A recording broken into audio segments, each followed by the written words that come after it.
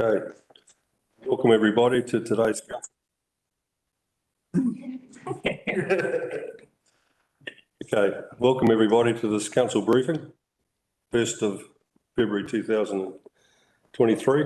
Hope you all had a good break and the weather wasn't too tough on you. We've got quite a bit to get through today. Presentations from NTA, Smoke-Free Kaipara, Climate Change Work Programme overview. I've got a briefing on the Government Water Services Bill update, the long-term plan, and then we have a publicly excluded session to talk about Fagan Place pensioner housing and the draft waste strategy presentation. So without any further ado, I'd introduce Calvin Thomas to talk to us regarding Kaipara transportation.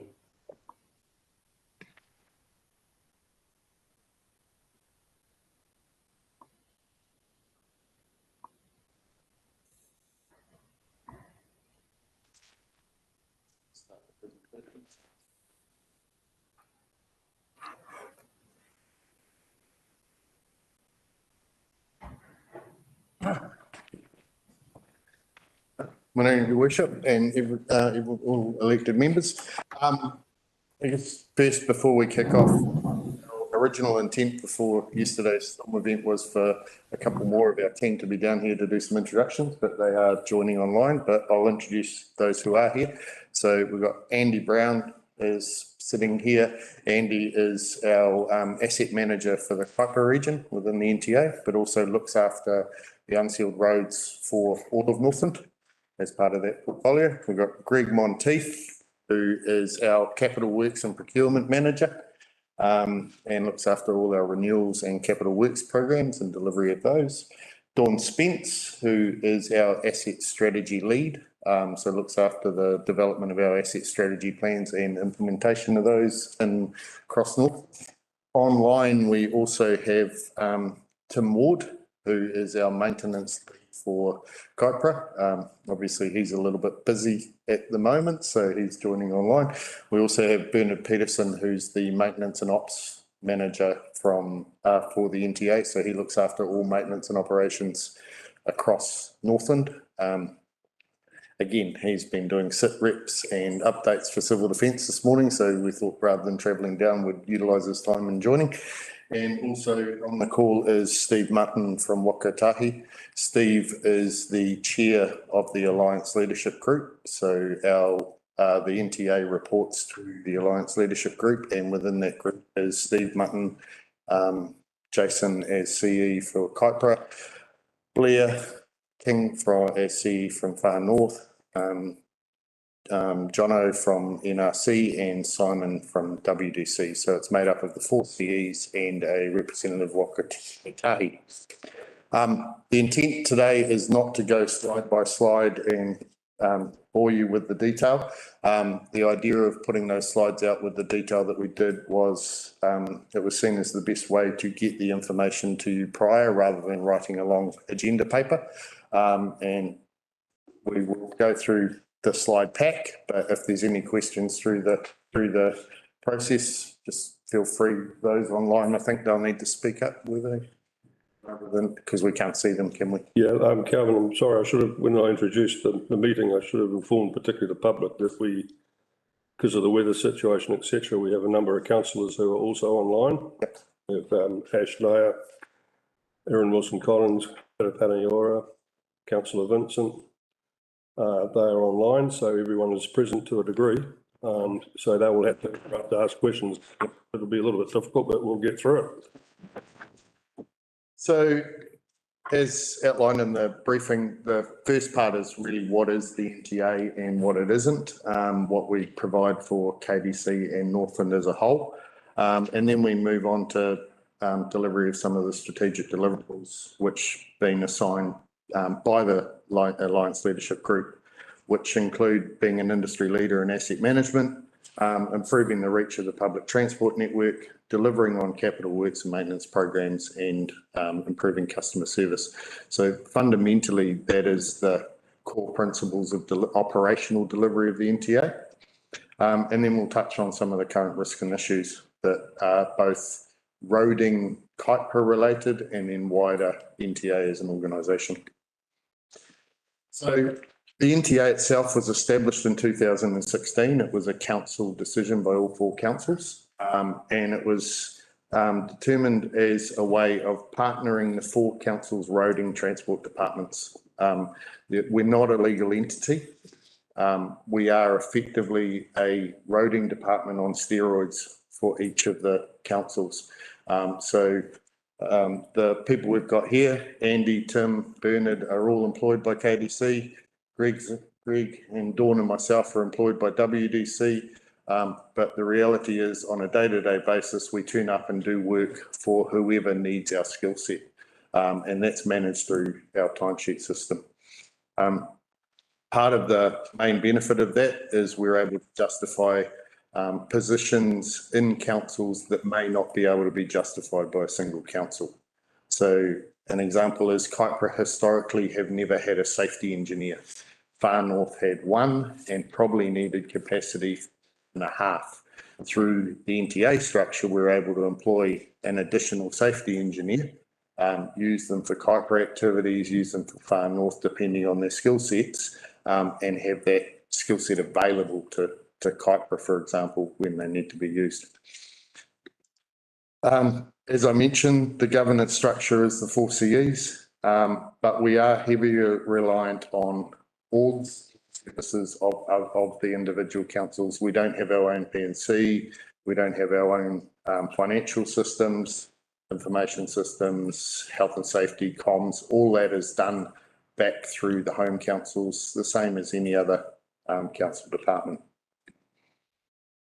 So originally it was about regionally consistent asset management strategies and practices. We'll cover that a little bit later. Excuse me, Councillor, through the chair. So if I understand it correctly, what you're really saying here is that you have a NTA as an entity that is totally focused on roading and not all the admin additions that would normally go with the business. Yes. As it stands at the moment. So bills are paid by individual councils. Yep. So contracts are between KIPRA and the contractor. Yep. And the NTA staff facilitate those contracts the same way as KIPRA roading department would have in historic days. If we need to put out a comms release, we'll do that through using KIPRA's comms department and things like that. So the same as the other infrastructure departments, we don't have our own support services. So checking on progress, process, cost relative to budget and all that is not a function of yours. It comes back to... We provide quarterly reporting to the AO, the Alliance Leadership Group on progress, but standard financial reporting is part of our individual reporting to each council. So the NTA itself has a very minor budget for the shared business unit. That budget covers myself and 2 other resources and the accommodation costs for the Whangarei office. Everything else that is part of the NTA's costs is individual council budgets and reported back through individual councils. Yep. So each month it ultimately sits under an infrastructure budget for KIPRA. So there's a roading component. That's where our budgets roll up into for KIPRA. And how our costs, effectively all of our staff do hour or daily timesheets to the hour. So irrespective of which council you belong to, you book your time to the job you're working on, those costs go back to the job for that council, and then those costs are reported back through to council. So if Greg, for example, is working on delivering parts of the KIPRA program, then KIPRA will pay for his costs through the job timesheeting system. If Andy, as a KIPRA employee, is working on some unsealed roads in the Far North, then Far North will pay for those costs and KIPRA will get a credit for Andy's time. So it's designed to be cost neutral from a staffing perspective. Okay, thank you. one of the other things was about getting more consistent health and safety outcomes across the council. So we have quarterly meetings with each of the 4 health and safety managers, trying to align the health and safety practices of councils. And the NTA has its own health and safety policy, which is effectively taken the best of breed from all of those of how we manage health and safety. How we improve regional planning, procurement and delivery. One of the key constraints we identified very early on was the 4 councils have four very different procurement methodologies and approval processes. We've worked over the last 3 or 4 years to have a standard NTA procurement policy, which has been signed off, and there are small differences of delegated financial authorities, but the approval processes, the forms we use are all the same. So we have, if a person in Greg's team is trying to get a tender approved, they don't have to worry about which council form they use. We use the standard procurement plan, we use the standard procurement approval, and those are accepted by each of the councils to make sure that we're as streamlined as we can be in that space. We have 5 regionally aligned road maintenance contracts. So there is 1 in Kaipara, which sits with Ventia, 2 in Whangarei and 2 in Far North. The idea of that was about getting consistent outcomes. Those contracts are now in their 5th year, and just prior to Christmas, we've kicked off an internal review of the contracts to identify and started engaging with the contractors themselves around, are those contracts now delivering on what we see as the desired outcomes for councils now, as opposed to 5 years ago. We're looking at doing workshops in February, March with the contractors about what we want out of the contracts, what is and isn't working for them. And the idea of that is to come back to each council with a recommendation around when this current portion of the contracts end in June 24, whether the recommendation is to roll over as they are, which is within the contract, make some tweaks, or actually go out to tender for new contracts. So with me on that one, you got 5 contracts. So it's all different contractors? So Kaipara have Ventia, Whangarei have Downer and Fulton Hogan, and Far North have Ventia and Fulton Hogan. So there's 3 contractors covering the 5 contracts. Yep. So reasonable degree of efficiency. Yeah, and part of that is particularly in the Ventia and Fulton Hogan space, we encourage quarterly joined contract meetings. So we have shared learnings across the 2. I think in the original plan, no contractor was able to have more than 2, was the fundamentals to spread the actual contracting load. The other thing within those contractors, the contractors are required to subcontract at least 30% of their work to local contractors.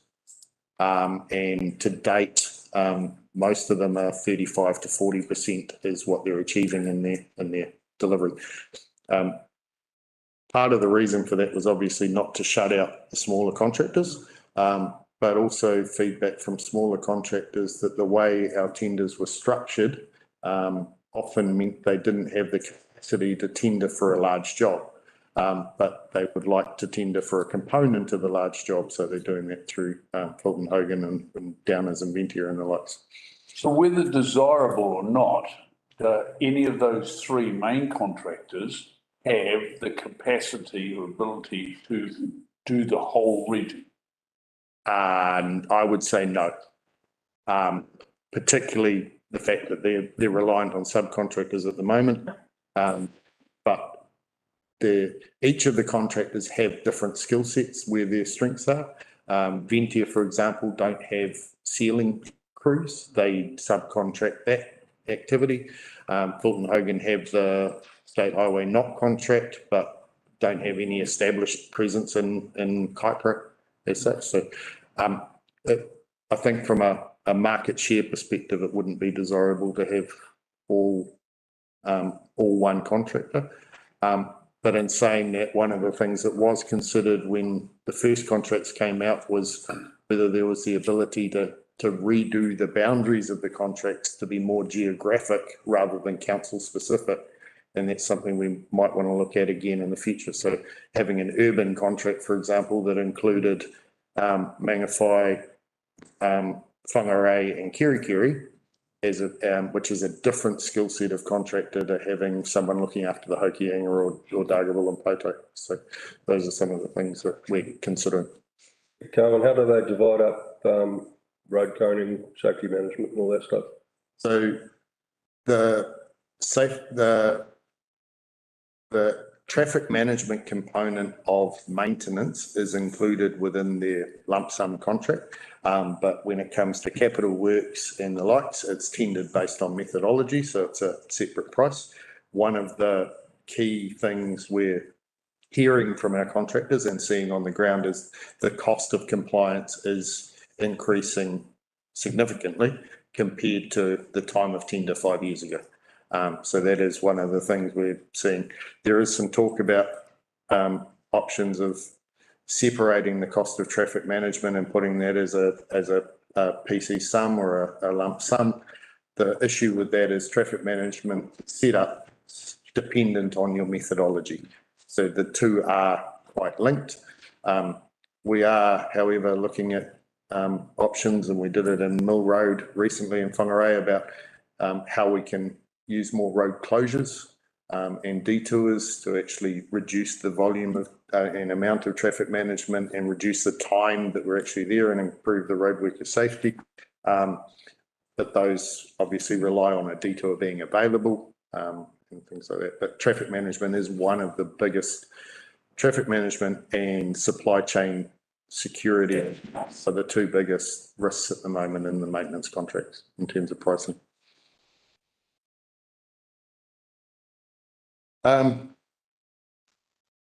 Providing forward work programs. So one of the objectives of Greg's team and the asset management team is to provide the contractors with as much advance notice of what is coming in the pipeline. This cycle we've moved, particularly in the bridge program space, to letting 3-year contracts, which gives a certainty of supply and workloads. And we have 6 monthly meetings with Civil Contractors New Zealand's Northern branch about our forward workloads, about what their challenges are, working quite collaboratively with the contractors to actually make sure that they have the capacity, that we're trying to become less peaky in our workloads, and recognising that the key to their success and ultimately delivering the programs is a consistent stream of work and a clear and steady pipeline. That's really the biggest key. Contractors have stated quite clearly they have the capacity and resource to do our program, but not if we deliver it in a really peaky way. So our real focus is on getting that program out early and dealing with things as a 3-year cycle.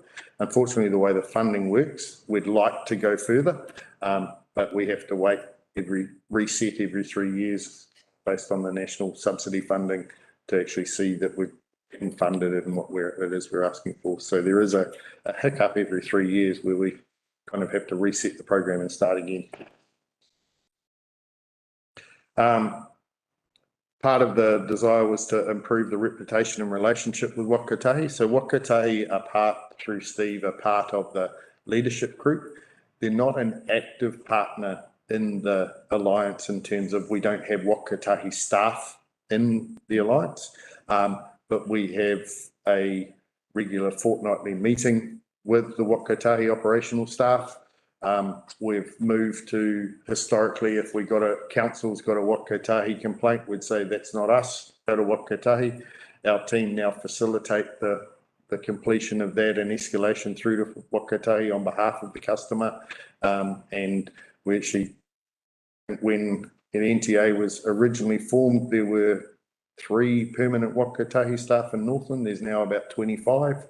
We were sharing an office with them, but we outgrew each other. But we're definitely collaborating. Yesterday, for example, the Waka Kotahi incident rep and Bernard, as our local road incident rep, we're having hourly catch-ups on the impact of state highway versus local roads. Greg and their reseal team compare their programs so that if we've got a Whakatahi State Highway being resealed and we're planning to do that reseal, we try and share traffic management and the likes. So it's more about collaborating than being a formal part of the alliance. But what it has done is meant that we now know who we need to contact within Whakatahi if we have an issue, which historically councils really struggled with. And Steve's made it really clear to RTC members, to any mayors and councils, if there's an issue with Whakatahi, call him. He'll be able to facilitate the right person to provide the answer. And I'm happy to do that as well. Did you want to mention anything there, Steve? Sorry. No, I think you've covered off really well. And I think from a Whakatahi perspective, this particular model is really showing the benefits of collaboration. I've got the experience of working up and down the country, and when you see all the different councils doing their own things, trying to fight for the same resources, it certainly has a lot of challenges. But in Northland, it's well known that there's a really great collaborative model, which means that sharing the resources means you have a much better outcome from a customer perspective, but also a much better outcome from a asset management and from an investment perspective as well. You're using your best resources to get the best outcome, and that's shared. And it means that there's one plan for all of Northland, which from an investment perspective certainly has a lot of benefits. Thanks, Carmen. And finally, it was about attracting and developing an engaged collaborative workforce. So when I joined the NTA in early 2019, we had a structure of 64 and 19 vacancies. 10 of those had been vacant for over 12 months. We did an active recruitment campaign and managed to pull in we filled all those vacancies within 10 months. And 15 of those were people coming from outside the region to Northland. When we talked to them about why, most of them said the attraction was the ability to work on a decent sized, challenging network. So we're across Northland, we're over 6,000 kilometres with 60% unsealed road. And most of those, particularly senior staff, said they wouldn't come to one of the individual councils. The challenge of the regional role was what was attractive. I think also one of the things that this has prevented, and I'm going to use Andy as a prime example, is council hopping. So prior to being Kaipara's asset manager, Andy was in Far North as their asset manager, and the Kaipara role was seen as a better opportunity for him. What we're able to facilitate now is that advancement and change without swapping councils. So we actually work collaboratively with the councils to, if we're going to promote someone, try and not make it as a hot council thing, because we got that, actually promote people based on their merits as opposed to swapping councils and changing turnover and things like that. So across the last 3 years internally, we've filled I think it's 11 roles so far through internal promotion of existing NTA staff. So it's providing development opportunities and career paths and things like that previously weren't there. Historically, if you wanted to advance within a council, you had to wait for someone to retire, leave or die. And now there's actually more growth and more opportunities in there. And really it's about improved outcomes. So I'll skip through our delivery structure, but effectively we have department managers looking after strategy and planning, public transport, Greg with capital works, Bernard with maintenance, and then Cara is my other department manager looking after our business support, which is customer services and our internal timesheeting and the likes. We have 75 roles. At the moment, it's 69 staff. Presently have 6 vacancies. Most of those are because of newly approved roles around the asset management space back in December, recognising that the key to delivering programs is making sure we have everything planned up front. Two of those roles are, one of those roles is an additional graduate, so the NTA employs 6 graduates, and 2 intermediate roles, which is providing progression planning, progression paths for our existing graduates. Of our intake of graduate 2 years ago, we had 5 graduates taken in. 3 of those have already moved to advanced roles, and the other 2 are waiting in the wings to apply for new roles that have just popped up. But it's seen as a way to keep the graduates in Northland, as opposed to historically we used to have it for 2 years and they'd go off and go somewhere else. KDC employs 17 of those staff, but on average 35 staff from the NTA work on KDC activities every month. It might be 4 hours, it might be full time, but it's about 79% of the hours for KDC are done by KDC staff and the balance done by other NTA staff. And as well as that, KDC can other council activities. So it's about sharing that skill set. Excuse me, Colin, there's a few hands up on the screen. Maybe Okay. take some questions. Can't see who. You just have to come in, guys, and tell us who you are, because I can't see your hands up from here. Okay, well, it's Mark here. I'll be first. Yes, mate. Just want to go back to the question of liaison with Waka Kotahi. I followed the advice from Kelvin at a previous meeting last year regarding not having any success with communications with Waka Kotahi through the council's call centre to request a follow-up, as Kelvin had said.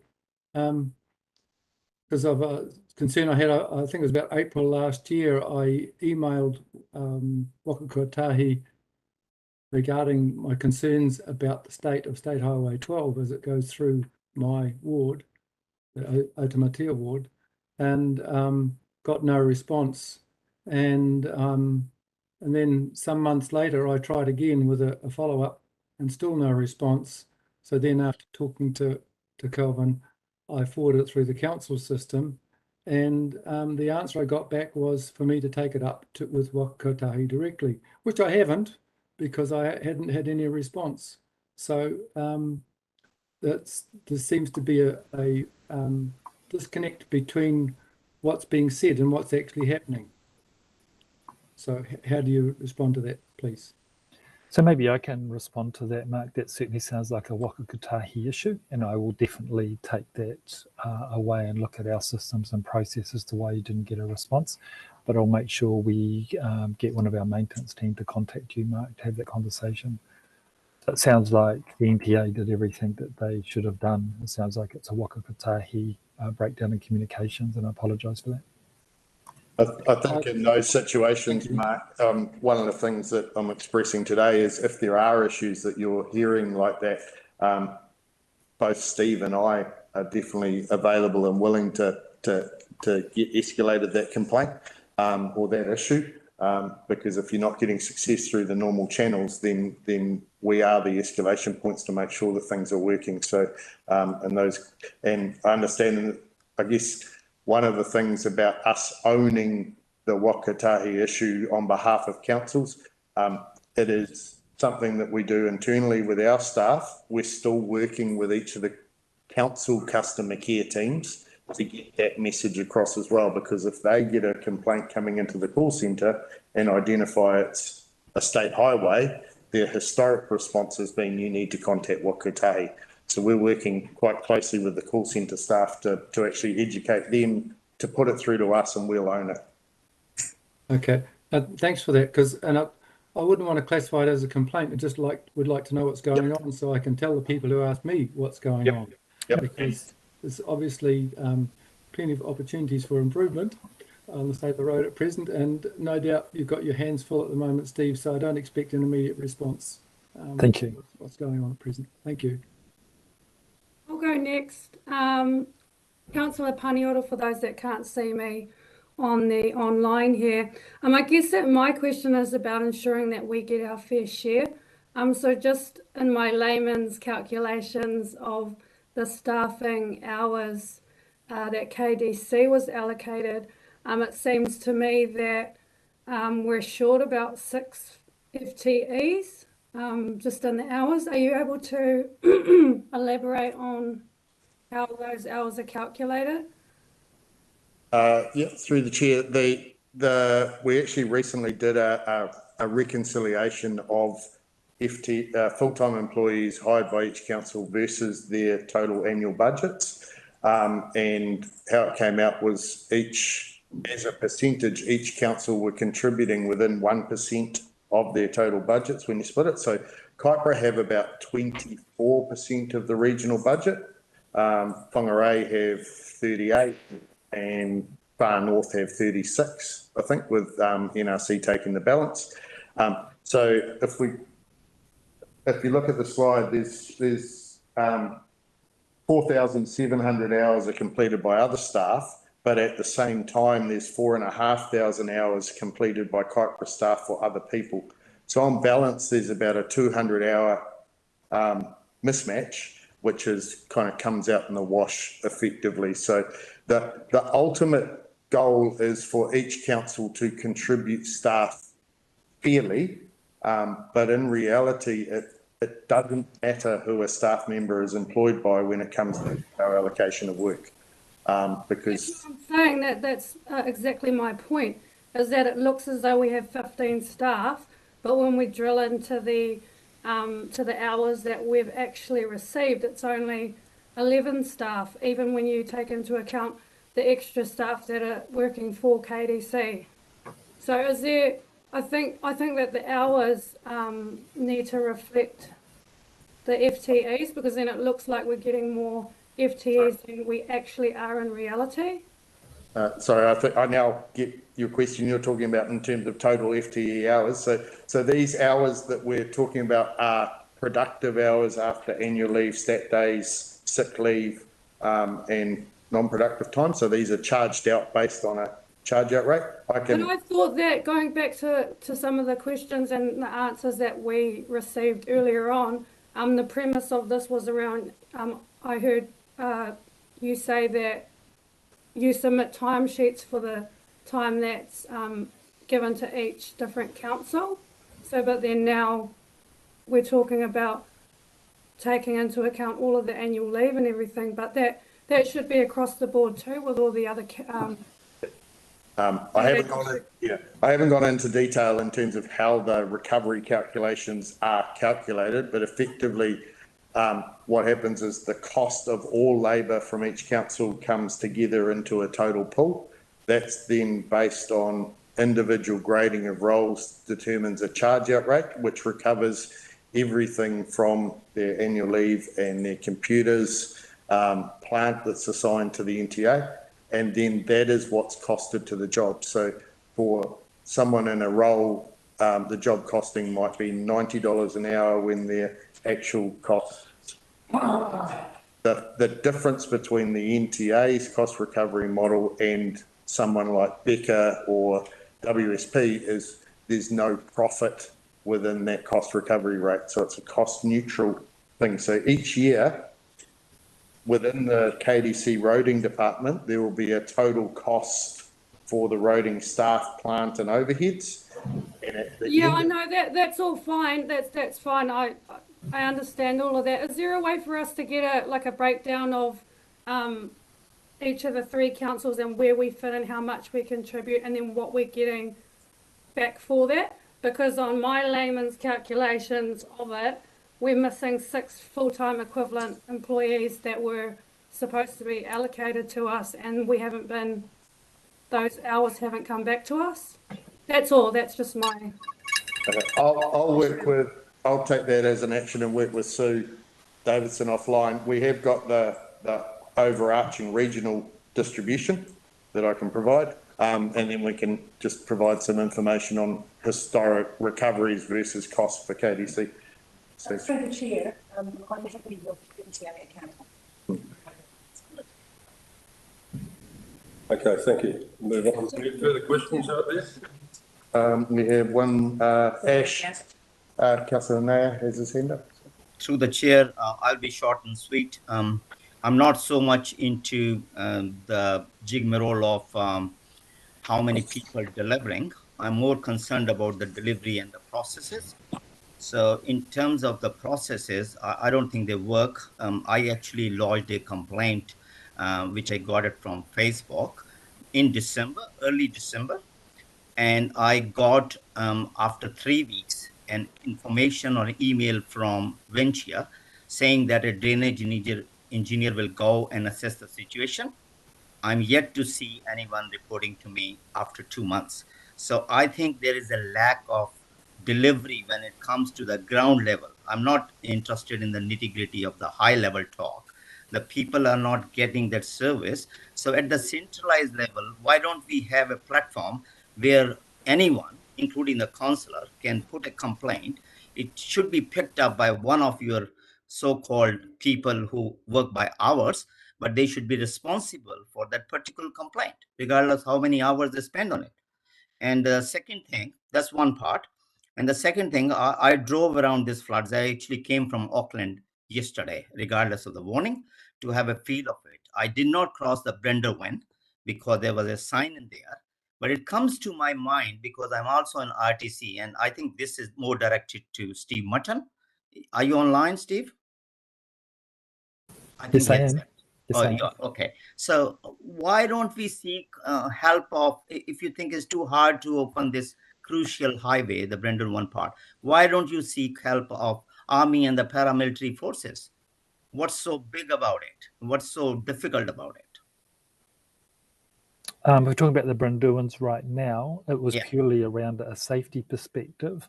Yeah. You went into a civil defence emergency last night with a red warning. Yeah. Therefore, we wanted to make sure that people using that corridor were safe. There was a risk of further slips happening.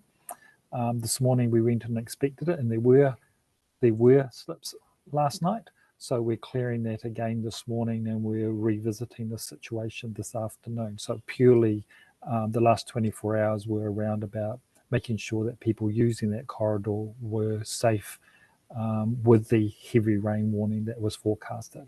But we're certainly revising the situation today on whether we can open one lane north on the Brendurwens. Well, all I'm trying to say is quite pathetic for a major highway to Northland to be stopped for almost a week or whatever. So anyway, these two questions. One is the process driven. The voice of the lower level should be heard, and we should be able to see where it goes, in a black hole or actually something is delivered. As Mark also pointed out, it's the case of 1,000 people telling the same story. The budget and the allocation to different councils apart, I really want to see some action. Thank you. Through the chair, the way we handle complaints within the NTA is driven by each council's process. So the complaints are logged with the individual council first. They then come through. In Kaipra's case, we have a shared resource for the initial management of complaints, which is across the infrastructure team and the NTA. And then those complaints are handed over to the contractor or our maintenance staff. If there are specific ones that aren't being addressed, particularly if you're hearing about them from constituents, then there's a process to escalate those through the CE's office, and they get escalated through to us. Our contractors are monitored and measured on their complaint response timeframes, and do have financial penalties within their performance bonus for not meeting those timeframes. But in a lot of cases, we require that feedback from elected members and from the public that things that have been promised haven't been delivered, so we can then act on it. But we do, each of our area supervisors, Tim, who's our maintenance lead, they on a monthly basis monitor the number of complaints that have come in, the response times that have been met or not met, and those are measured and scored as part of their performance bonus payment. And on average, looking at the actual measurements, in most cases, we are meeting the response times. What happens is we have a situation where we don't, and obviously those are a major for the individual or road concerned, and those are the ones that we end up focusing our teams on. But the processes that are in place are aligned with the council complaint process for any other activity. Our measurements are through the contract. But if there is one, sorry, Councillor, if there is one specifically, or if there is an issue specifically, we have a escalation process through the CE's office, which if you escalate an issue that you don't feel has been dealt with sufficiently, then that will come through to us to deal with at a management level. No, I totally take what you say, and there's a lot of bureaucracy. I can understand that, but all I'm concerned about the delivery, and the best way is if you can produce some result, how many complaints came to different council, especially Kaipara, and how they were tackled and what was the response. I'm not interested in the performance bonuses being stopped. We just want to know why people are complaining. Everybody is complaining, including the councillors. So that's my take on it. Thank you. Thank you. We do have those reports and we provide them to each quarter, so we can make them available as well. So that has the number of complaints per council, the number received and responded to on a monthly basis, so we can make that available. Okay, thank you. How do I get back?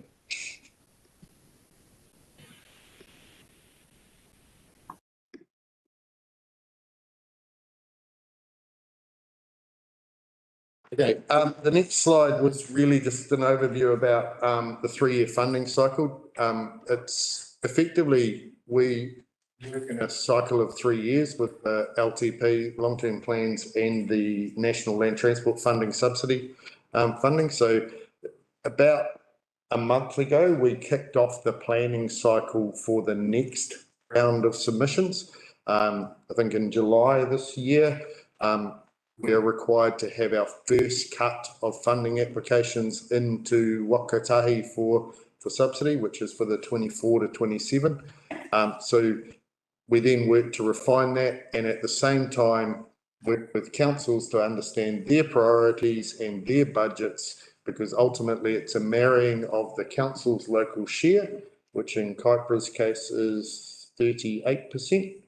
And the Waka Kotahi subsidy, which is 62%, and making sure that we have funding from both sides to be able to do those activities. So the idea of the activity management plan is to justify that subsidy request to Waka Kotahi and provide council with the evidence about why we believe these are the areas that we should focus on.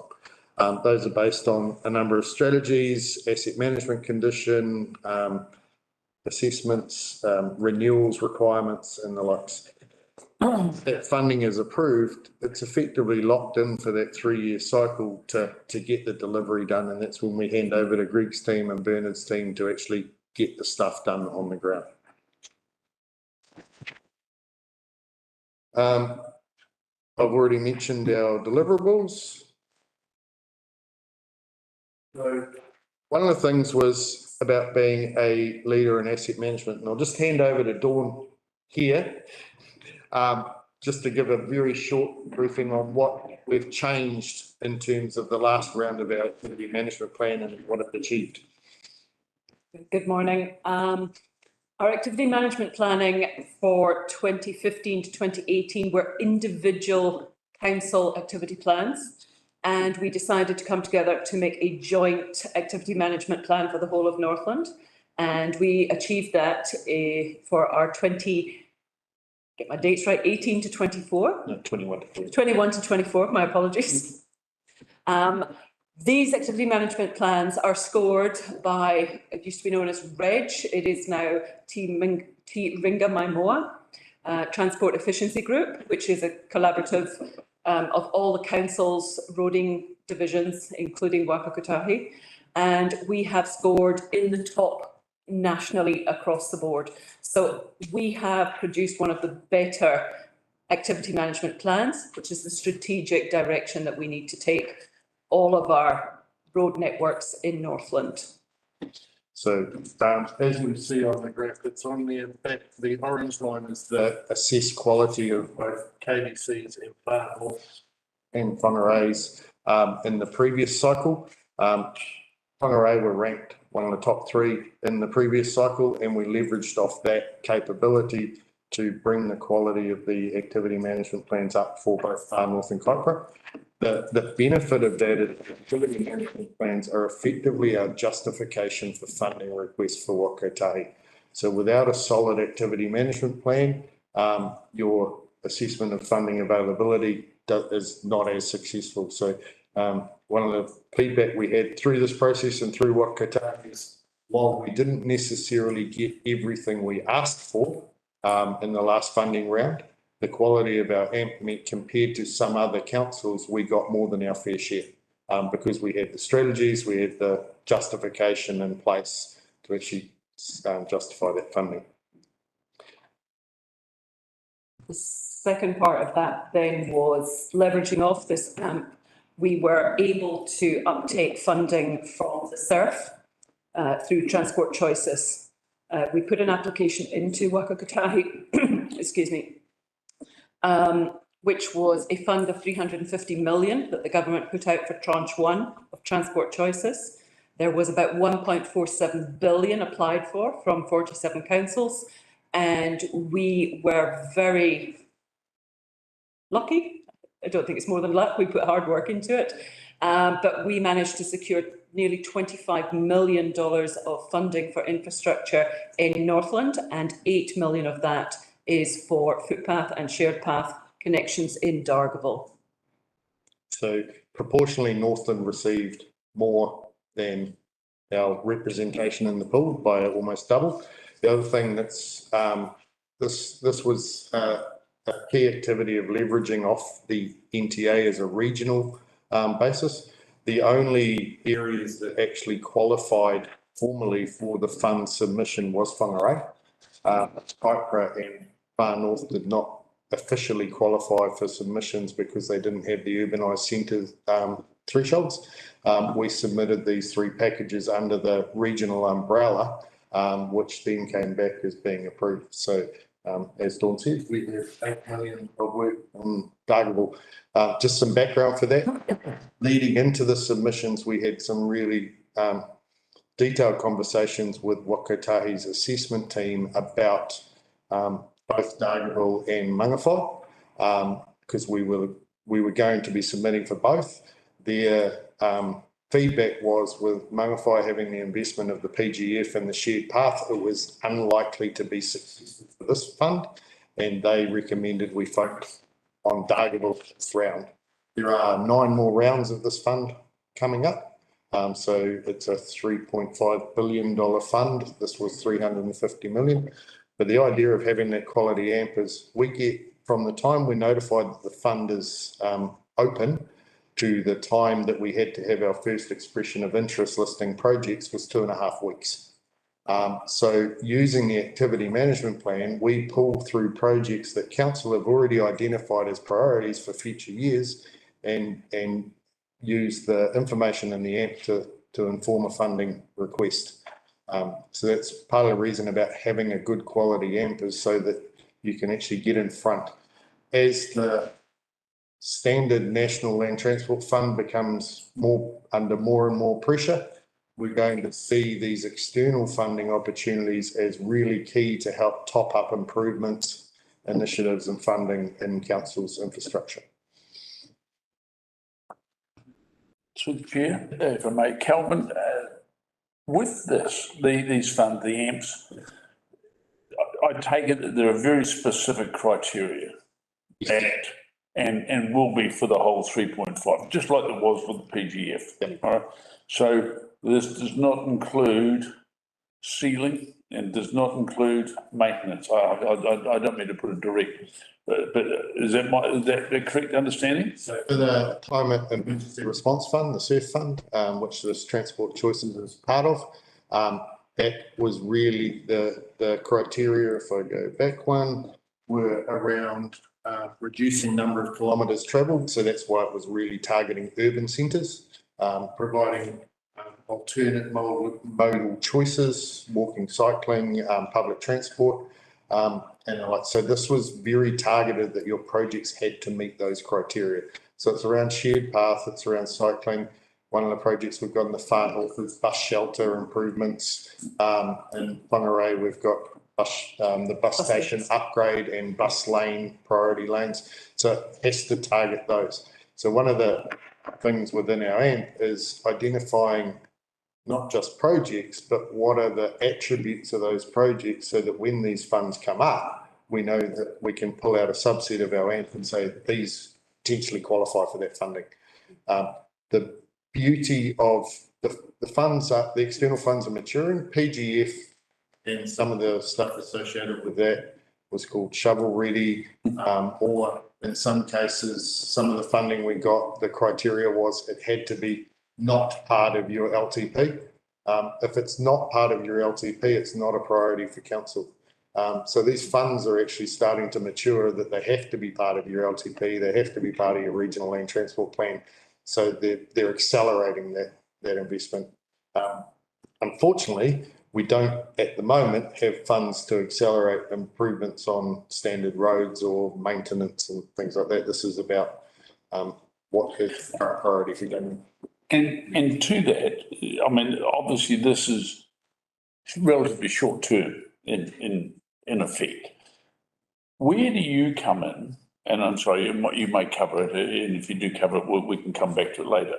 But where do you come in terms of more vision and long-term planning of capacity and capability of a roading infrastructure?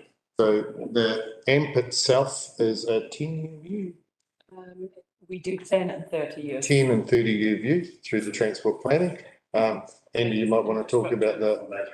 So I've been the asset manager for 4 years, so I'm heavily involved with the council's infrastructure team, and we contribute to the infrastructure strategy, which is the 30-year look ahead. Contribute to the LTP, which is also the 30-year look ahead. We do a lot of collaboration with the community engagement team to consult the wider community to understand what projects they think are important and how we can align our strategic objectives with the government's GPS, the government position statement, which enables us to uptake the subsidy. Where we can't get the subsidy, that's where we end up with if they're in a race management plan and our long-term plan of thinking. It opens up these opportunities for these external funding, such as our PGF. We've developed a network operating framework which supported market development and the shared path investment, and that's aligned to KC social plan. So we have a review now going forward to bring back to the table the projects that we've funded last LTP, the requests that do consideration from you as the elected members of the governance of council to consider funding those projects that the community is saying they want, such as making the growth that happen aligned with KBC's social plan. So the 30-year thinking is always in everything we do. The asset management plan is just a snapshot in time and the time of funding. Thanks, thank you. And I mean, good, bringing in the 30-year plan. So, I mean, I'm going to give a specific instance of concern, and I use Molesworth Drive. In 20 years, not 30, but even 20 years, from everything I've read, see, we're still going to have one lane either way. We've got no ability to expand. We're going to have 18,000 people resident here. God knows how many we'll have at peak time. We had queues of 2 kilometres over this summer.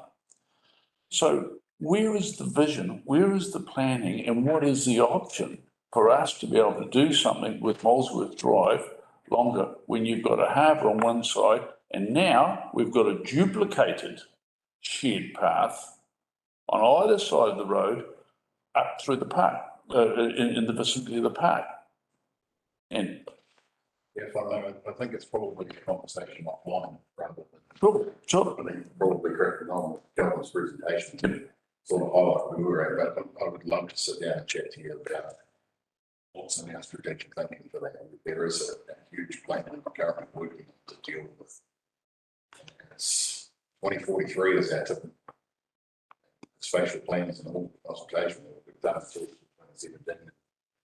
23,000 residents by 2043. That's not on that, well, that's 10 years away. So yes, the plan is there. It's just how to define it. Cool, let's take it offline. I think the other thing is, there is a balance in this activity management plan about making sure that we are covering council's strategic direction, but also giving council the best opportunity to uptake funding. And part of that is aligning with the government policy statement. At the moment, the government policy statement is very clear on modal shift.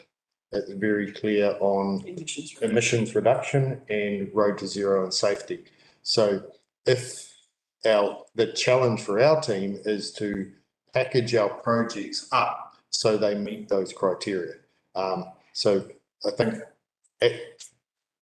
applying for using a 2-lane to 4-lane example is not within the appetite of the GPS at the moment. So we need to figure out ways within our team to repackage that in a way that's going to attract funding. And that's the biggest challenge at the moment. Often, and it's historically, we've provided that information to elected members and mayors to lobby central government to actually talk about it. Some of these funds have come out, the PG funding have come because of that lobbying.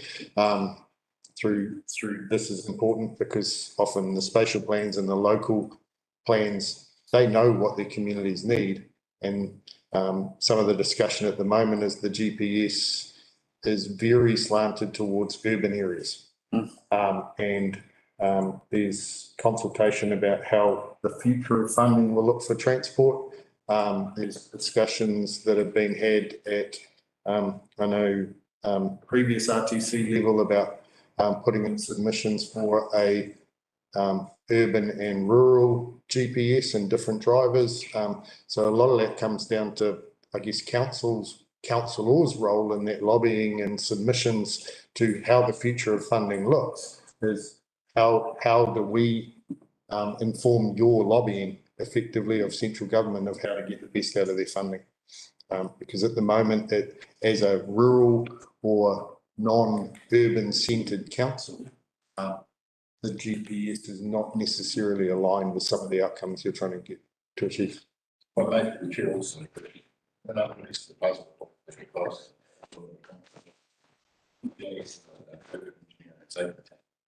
they work closely with council RMA firms that consider teams. So when new developments come online or proposed for resource consent application, they work within the strategy and planning team. So if that application doesn't necessarily align with council's budget, then there's opportunities there at early stage.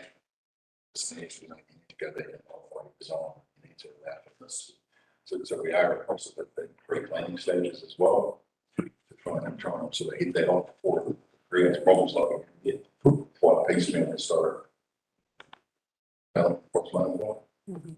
One for time, so yeah. 30 minutes. So one of the key things about the asset management plan is quality of the data. From 2017 through to 21-22, we've had a significant increase in that data quality. One of the key drivers of that is data quality, and data capture is one of the primary components of the maintenance contracts. This has been year on year improving. So this is about how we get better data to inform our asset management decisions. We also contribute nationally. Jeff Devine, who is the strategy and planning manager, so Dawn's manager, is the national chair of the what was previously known as REG, the Te Ranga Maimau National Leadership Group. So that's the National Industry Forum. We have Andy on that as a asset management champion, and we also have one of our senior consultants doing major works within the wider national industry on how we can improve this in the transport space. Some of our safety team recognised in the industry, and also the recent Centre of Excellence work that was done through PGF funding on the Kaipara network, which is now being rolled out as a full methodology across Northland. That's been shared across the sector, and we're starting to get a lot of inquiry from other rural networks on what we're doing and how they can incorporate it into their maintenance practices. I'll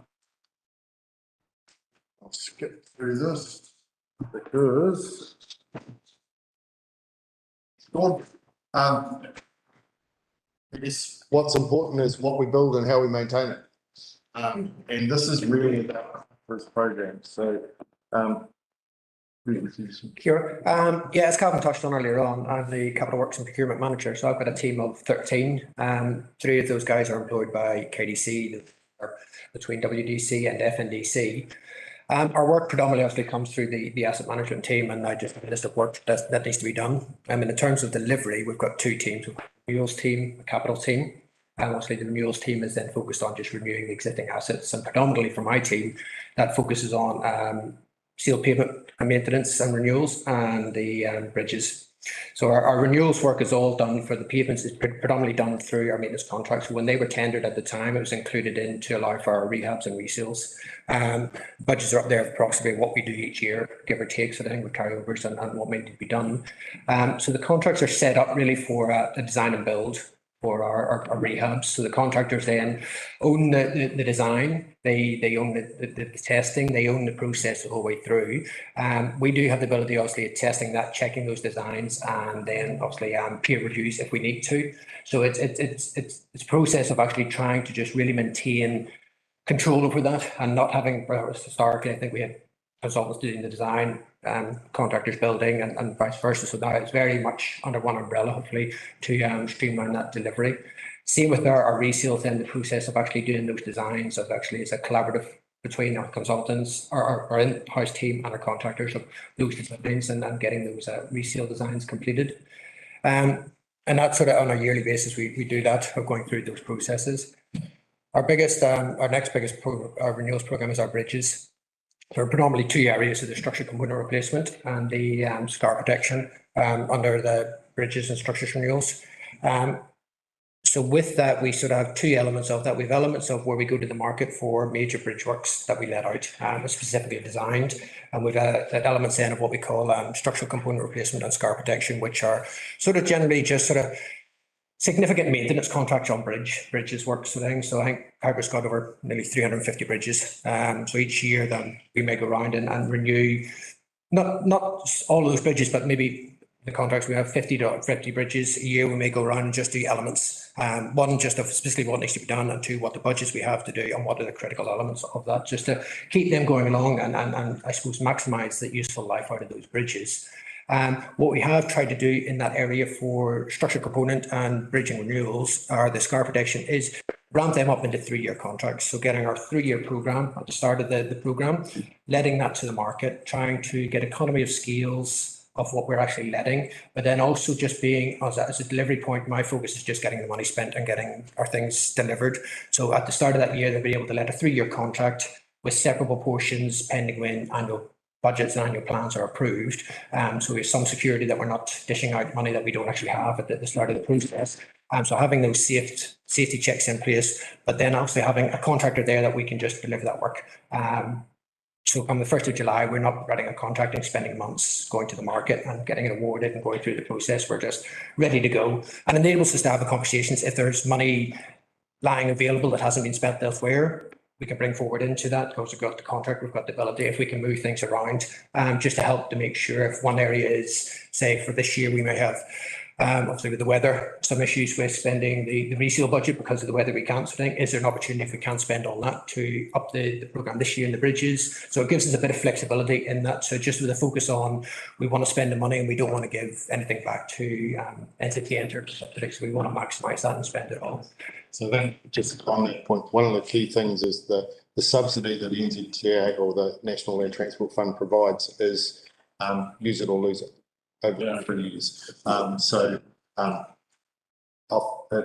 about, as Greg said, how we can maximise our value of expenditure and the work that we're doing over that 3-year cycle, so that we don't miss out on subsidy. So for every dollar that council spends, you're able to, so you have to do $1 million of work, there's a 320,000 local share. if that's having to be done unsubsidised, it suddenly becomes quite uneconomical for council to be able to do those jobs. So our real focus is getting the programs out as quickly as possible to get that work done. Question, please. Mark here. Yeah, Mark. Oh, thank you, Mr. Mayor.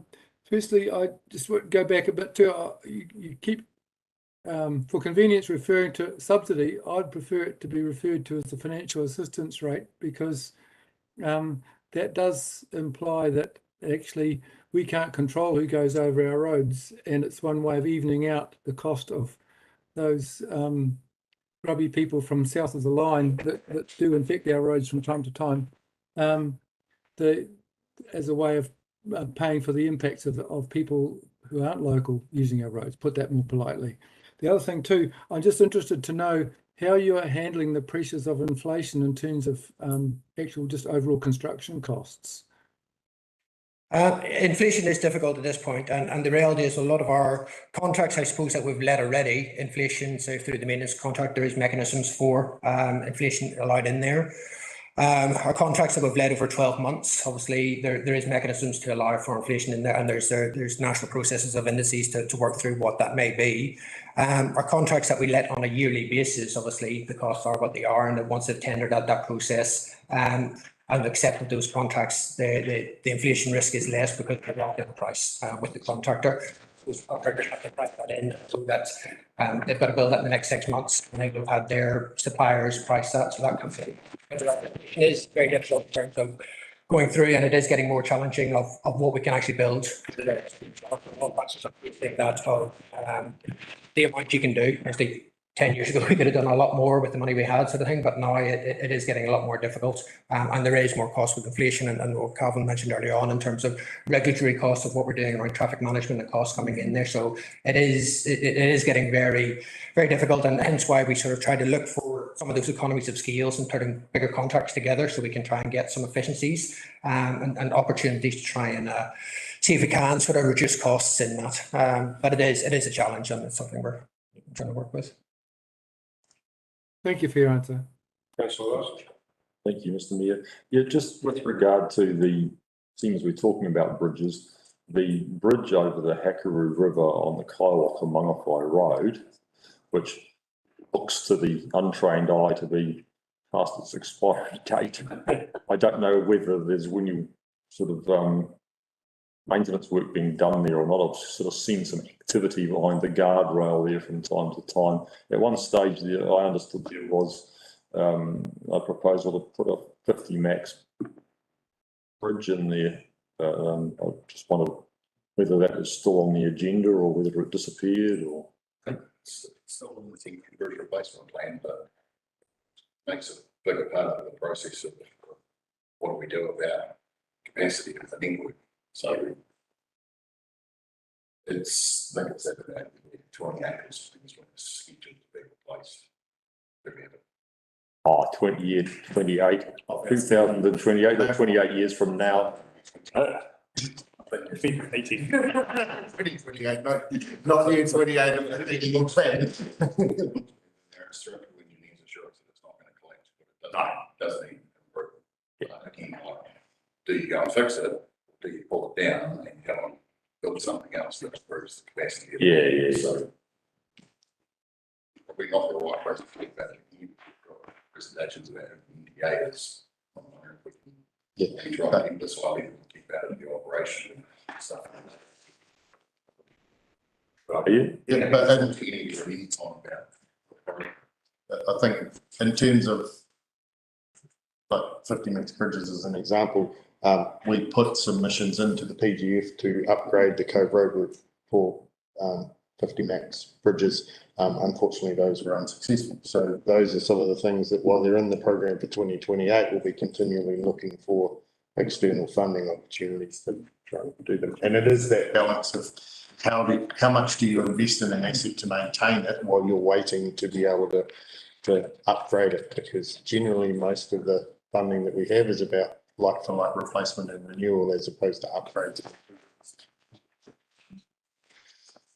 Okay, we'll skip through this, but we are doing a lot in the capital workspace. There's Yeah, it predominantly just lists some of the activities we're sitting in there, and there's a lot of resilience work going on the network of one we're doing this year and designing for next year at the moment. And some of those major big projects that you'll be aware of, obviously Monkey Share Path going on and KVT at the moment. But yeah, so that's just the other side of the business that we do in terms of delivery of just the capital, which is the new assets coming through from the asset team and feeding into all that long-term planning that Andy's talking about.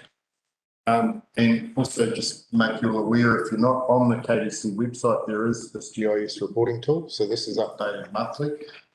Basically, it covers the whole region, but the green dots are KDC. If you click on any of those dots, it'll tell you the capital project planned, what stage it's in, updated on a monthly basis. And so it covers renewals and rehabs. What we haven't got on there yet is the unsealed project. So this came online about 6 months ago. So we're continually looking at adding more stuff to it. But this is public facing, telling people what is coming. The capital program on the network. Yeah, and that is a big part of our focus as well, as what we touched on before, just explaining to people what we're doing and telling our story. And I suppose it's one of my goals, just improving that customer service and customer connection and making those touch points of just making people aware of what we're doing, when we're doing it. A lot of story. Cool. Obviously, another major component is delivering the current maintenance contract. So I had previously touched on the fact that these were adopted back in 2018. The contract is between Kaipara Council and Ventia, and our staff facilitate the management of that. There are three main components: routine work, ordered work, and cyclic activities, which we'll touch on through here. Now, there was a slide prior to the meeting. These are in kilometres, so there was a question about the scale of the network length. So it's 1,462 rural kilometres and 117 urban kilometres. And as you can see, a large proportion of that is unsealed across the network. So Kaipara as a proportion has the largest portion of unsealed network. Far North is very close behind, and then Whangarei sitting behind that. But across Northland, the local roads, just on 60% of it is unsealed. Touching on the contract escalation point that was raised previously, there was a paper presented to the previous team council audit and risk committee about the impact of this year's contract escalation. So this year within the maintenance contracts, it was 12.4%. Historically, for the previous 4 years, and never been more than 1.5%, I don't believe. But obviously in the current climate we're in, based on national contract escalation measures within 3910, the contract standard. Unfortunately, the way the contracts are structured with a lump sum component and ordered works, the actual impact of that is that 12.5% increase in costs results in about a 14% reduction in the ability to do ordered works, because that cost first goes on your lump sum, your total budget doesn't change, and then there's that impact. So as we talk through this slide, effectively routine work is work undertaken by a contractor. That's what we term as the lump sum. So that's what the contractor gets paid to do without approval of the engineer isn't required, and that covers the likes of potholing, grading, drain clearance, routine activities. We then have ordered works which are more substantial, and those are often priced based on unit rates, but they require council engineer approval to go forward. And the reason for that is we have the level of priorities of 1, 2, and 3. Our maintenance budget does not cover the cost of fixing every defect on the network. At the moment, it covers priority 1s and probably half of priority 2s. So there is a number of priorities. Most priority 3 defects do not get addressed. They continue to be monitored because of the budget constraints. What we do try and do, however, if we're going into a road and addressing priority 1s or 2s, if the 3s there, we will address them at the same time for sake of efficiency. So we do get rid of some of those types of issues. Can I ask a question, please? Yes. It's Erin. Yeah. Thank you. Thank you very much for your presentation, and kia ora, everybody. Just those priorities that you talk about, and there was a chart in the document in our agenda. Could you just give me some actual examples of what would be a priority 1? What would be a... Are you on the line, Bernard? Yep, I'm online. Yep, through the chair. So priority 1 defects are those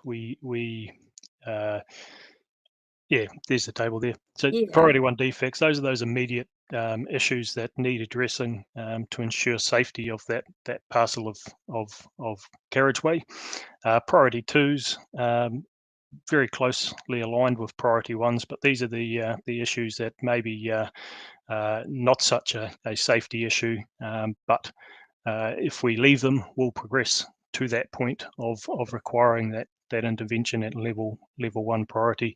Whereas priority 3 defects, those are more issues that we just need to monitor at that point in time. They're not posing any immediate safety risk to the travelling public.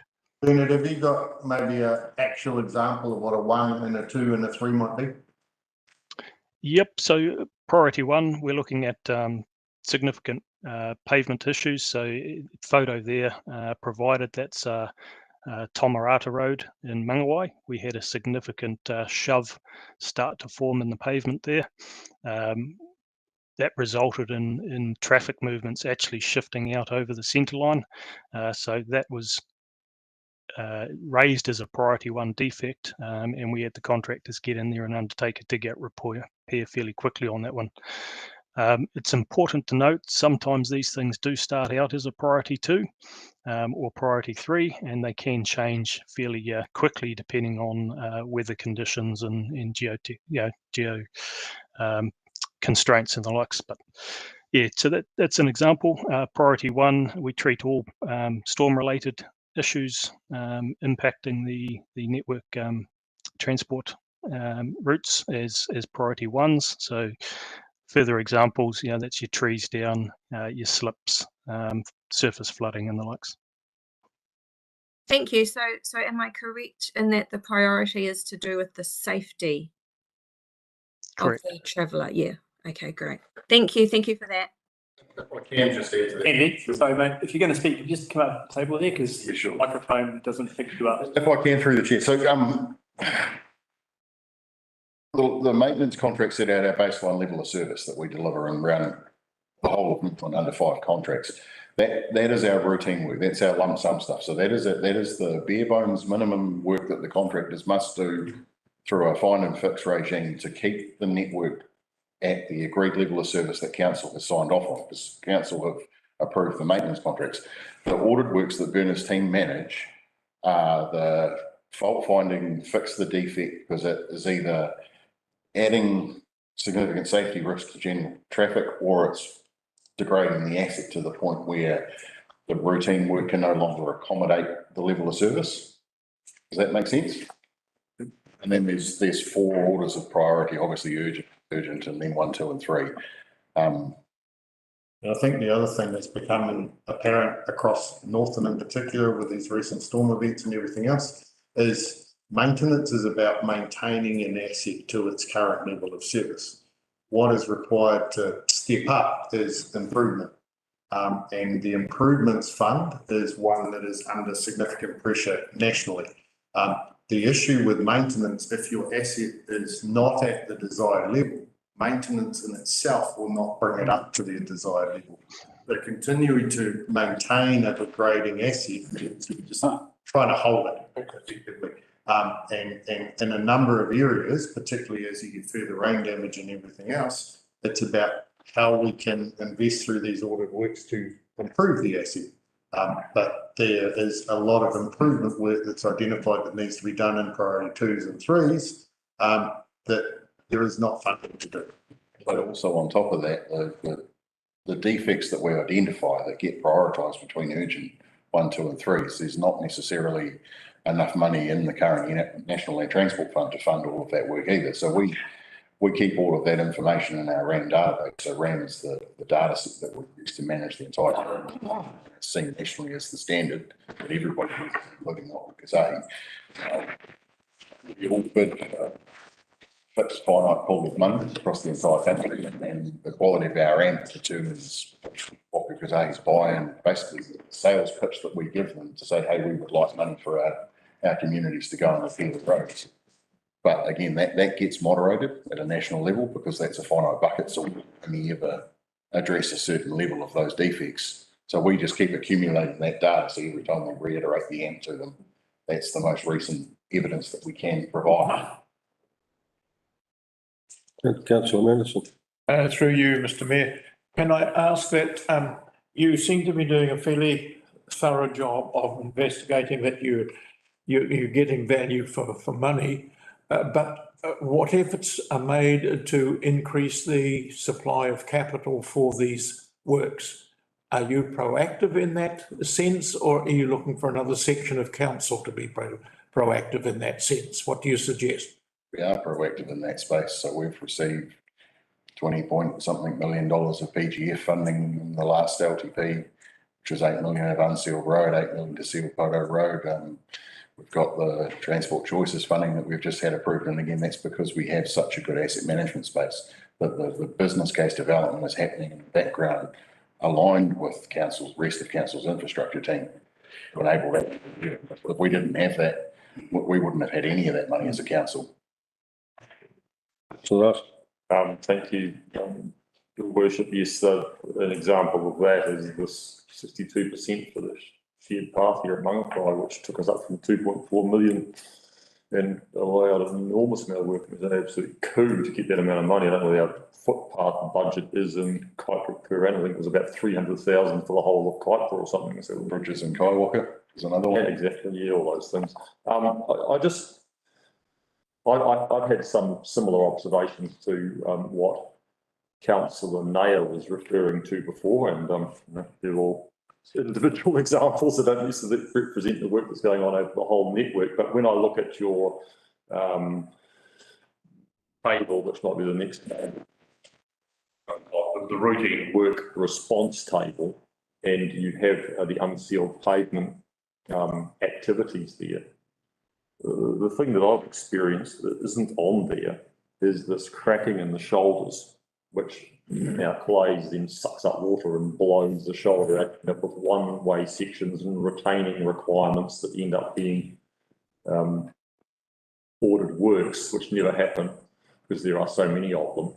And I just think there's something missing from that. Like, there seems to be an enormous reluctance from the maintenance contractors to actually show up excavator. They'll go and grade over the top of things, but if there's defects, there doesn't seem to be any way of making them do it as a maintenance task.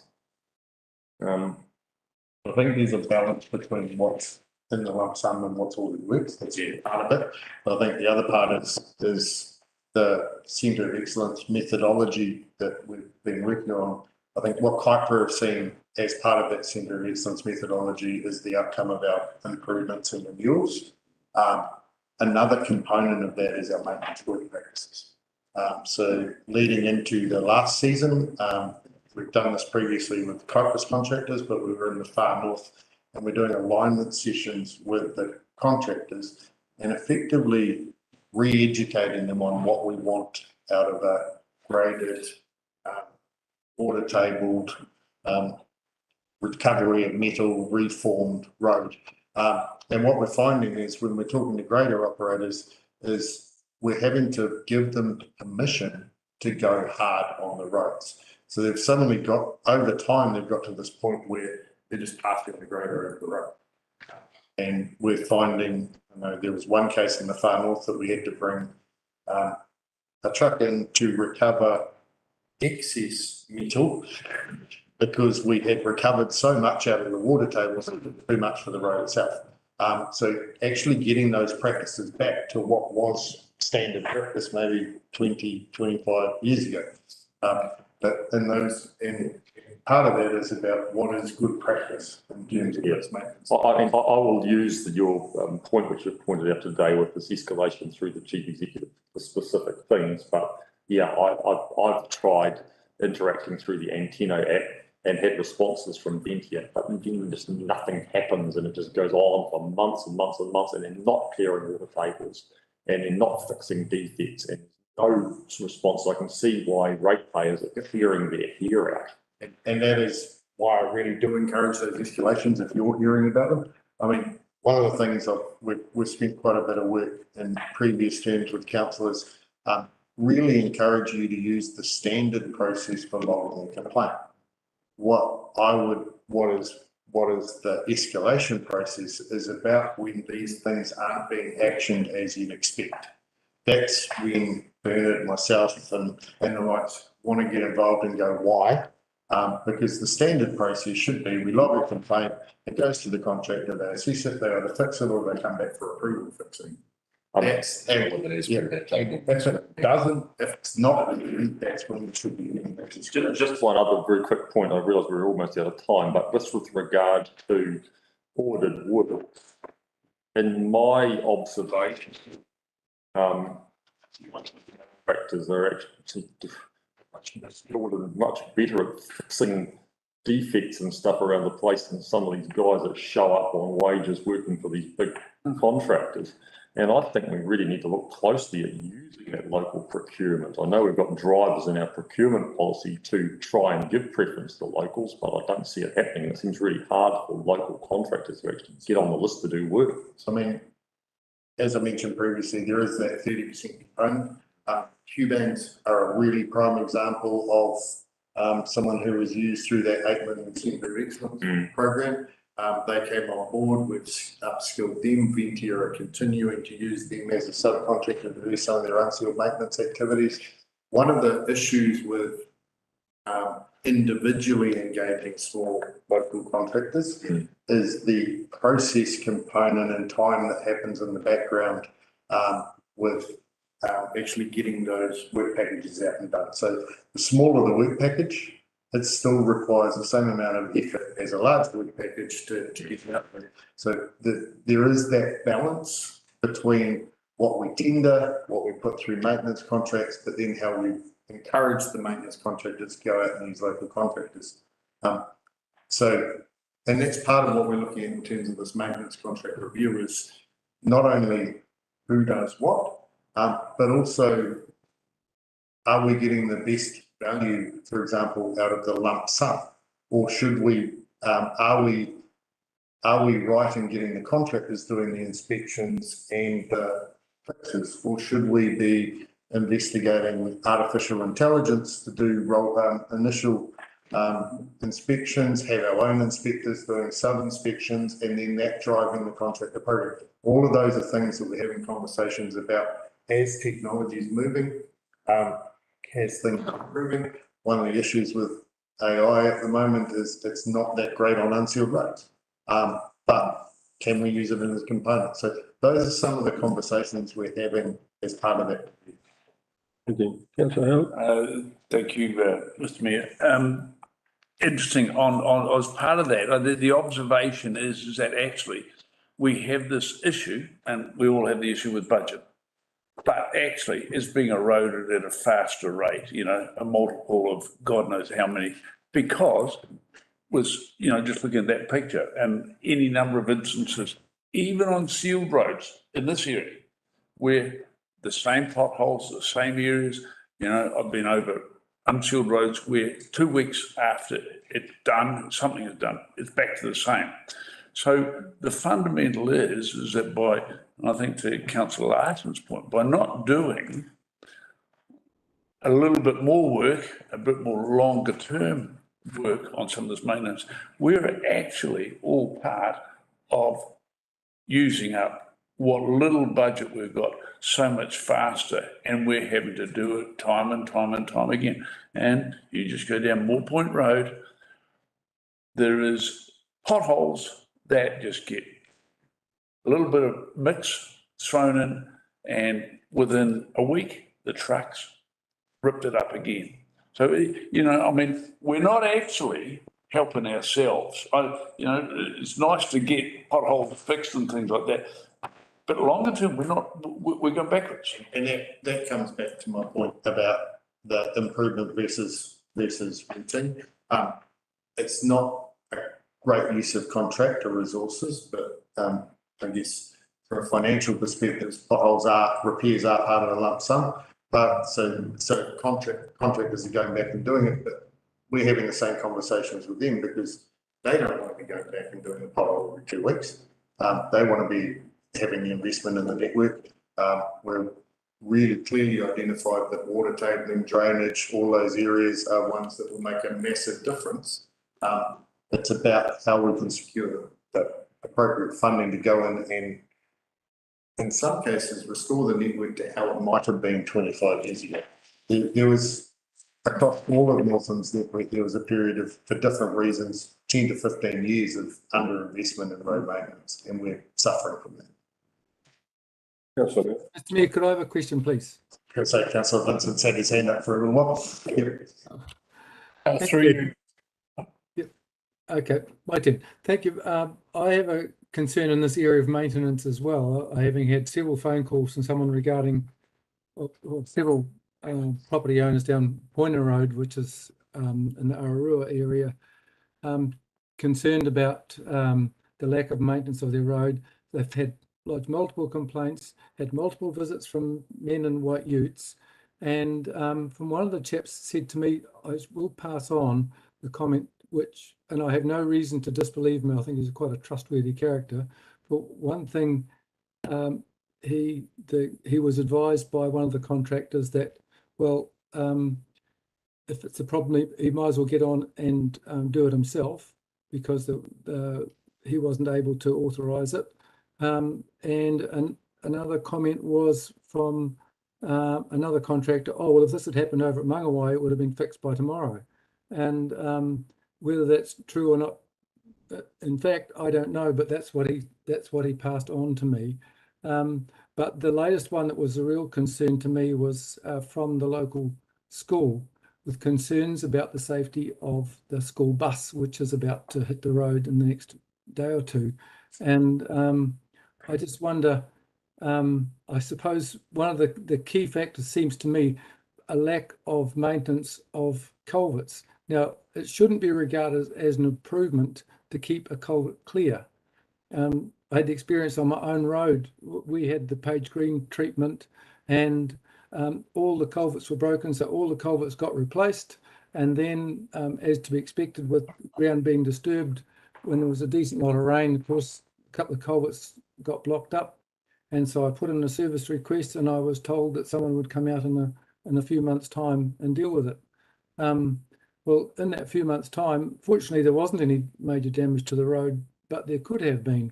And I just wonder, if you're going to make the capital improvements like putting in culverts, then surely you need to have a way of ensuring that those will serve the purpose and get the water away from the road.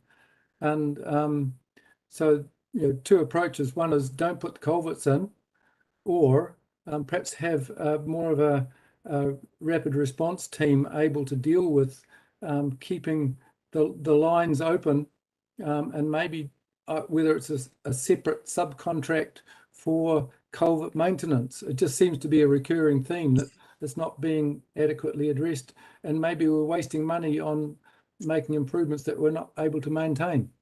So what's your response to that? So through the chair, part of our review of the maintenance contracts is actually focused on our drainage and culvert maintenance activities, and how the best way to do that is. The reality is there are, don't know how many culverts across the network, but we have 16,000. So we have a list of what we call critical culverts that are inspected pre-storm events that we know either block up or are ones that are major. We have our annual drainage inspection, and this is where we're looking at whether that is sufficient. And through the routine monthly or bi-monthly inspections, there's a best efforts inspection to actually see what are blocked and not blocked. I think one of the other things is is vehicle crossing culverts are the responsibility of the homeowner, which isn't known either, and keeping those clear. So one of the things we've been talking about is actually going out regionally and improving the comments around that about people's responsibilities for their own culverts. So again, it does come back to budget though, but we've only got a finite amount of money that can only service so many culverts in a year. If you want council's maintenance team to service every single culvert, then that's another $1 million a year of unsubsidised funding because there's no more land transport fund left. So that's a 3.5% rates rise. Can I just, sorry, it's Erin again. I just want to add to that because one of the questions I sent in previously was about the culvert inspection versus the road inspection. And the reason I asked that question was because, like Councillor Vincent, I seem to get a lot of queries and issues and concerns raised about culverts, probably even more so than roads for me. So yeah, just if you're looking at that, I'm glad to hear that you're reviewing how often you might be inspecting culverts. And yeah, this money issue, gosh, I mean, what can you do if we put our entire budget into roading? I still don't think everyone would be happy. Yeah, Councillor Anderson. Through you, Mr. Mayor, can I ask, what do you see as the major impact of the increased deforestation in Northland, in particular with logging trucks, heavy loads on the roads and bridges? I don't think there is an increase. Sorry? There isn't an increase, there's actually a decrease. So 15, 18, 21 was about 4.5 million tonnes of logs going out of Northport. Now there's only about 3 million. The wall of wood has come and gone and that ship has sailed, so to speak. What we need to do is ensure that our targeted forestry rate captures enough money to provision the local share that the communities can't afford to deal with the impact that these large vehicles have on our network as it stands today. So we meet quarterly with the Northland Wood Council, and they've projected a slowdown over the next 10 years. And then obviously their cycle begins again of harvesting. They cover about 70% of Northland's harvesting. So there's obviously the smaller plots and harvest. But the drop that Andy's mentioned is projected to be for the next 8 to 10 years, and then it will ramp back up. Our challenge is to make sure that we continue with that relationship to get the advance warning of their plantation and harvest routes so that we can invest an upgrade of a road or prolong the upgrade of a bridge to when it's needed, as opposed to maintaining these roads for 25 years at forestry standard where they're only used for 18 months for forestry. So part of the Unsealed Network Centre of Excellence methodology is recognising primary forestry routes, recognising when they change from not being primary forestry routes, and making sure our maintenance interventions line up with them. We're seeing a change in the industry here quite significantly. I moved to Northland 7 years ago, but I've spent a lot of time coming here doing road surveying in a former life before becoming a public servant within council. So up north, a lot of the forests have been transformed into avocado farms. Same with us. The other thing that's also happening is the emissions trading scheme. So those harvest cycles have changed as well. So they're not exporting the wood. Can I just leap in here, Andy? Thanks. Councillor Anderson, we are looking at the targeted rate, a full review of that in the LTP cycle, which starts this year. So we are going to do that. I'm very mindful of time, gents. Just through you, Mr. Mayor. Yep. How about we just call it quits on the presentation, just see if there's any last questions from elected members in the space before we finish it up for break, maybe. I have a question. I think that my hand was raised as well. Probably it is the last question. So we are striving for excellence, which is very good. But in terms of taking local contractors on, the key issue is they don't have the wherewithal to manage to provide all the checks and balances which the large contractors do. So in your policy, can you look at encouraging local contractors directly rather than on a very inflated cost with huge retention money? They struggle to come to terms. Local contractors have to be given the opportunity to take the maintenance of culverts and all on an individual basis rather than these big three companies, Venture and likes of, who are not available when we need them. And they are not responsible because there is a lot of bureaucracy involved, as you mentioned, going through the CE for little jobs, because they are not being, CE has much bigger jobs to look at rather than potholes and all. So I think we have to look primarily at a system which delivers, and that's real excellence for me. And local contractors can provide that answer. Thank you for that. Thank you, Councillor. No, I think that's probably one of the biggest themes we've had from feedback from elected members is, do we need to change some of the things we're doing to look for, more efficiencies? And there's a strong belief, I think, in the district that we need to be giving plenty of maintenance work, particularly because they seem to be able to respond more quickly to some of our local contractors. So that's something we can look at and come back to us on. Look, I thank you for your presentation. Important subject.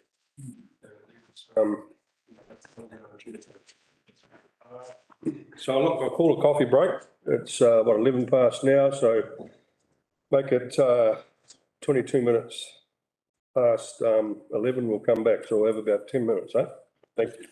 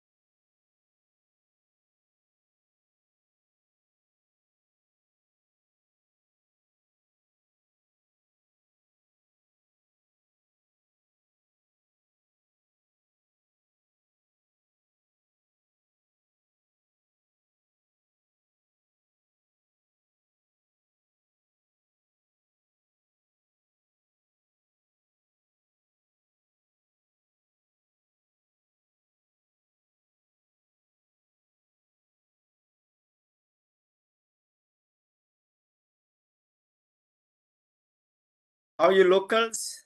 Gordon, Aaron?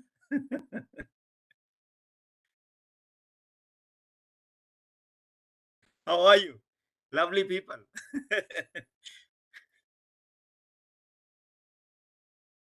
I can't hear anyone. Yeah, hi Ash. Hey, I had so many questions I wanted to ask, but they were just running out of time with that last one. Right. Yeah, Aaron did well. They need to front up a little bit more on that. There was a well-oiled presentation, which was, yeah.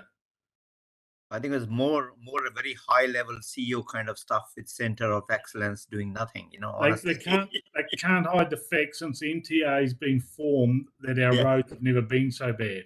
Yeah, so And right. that's a fact. I don't care what BS was served up. Yeah, exactly. Yeah, totally right. Yeah. Yeah, but we ran out of time anyway. We're back online, I think.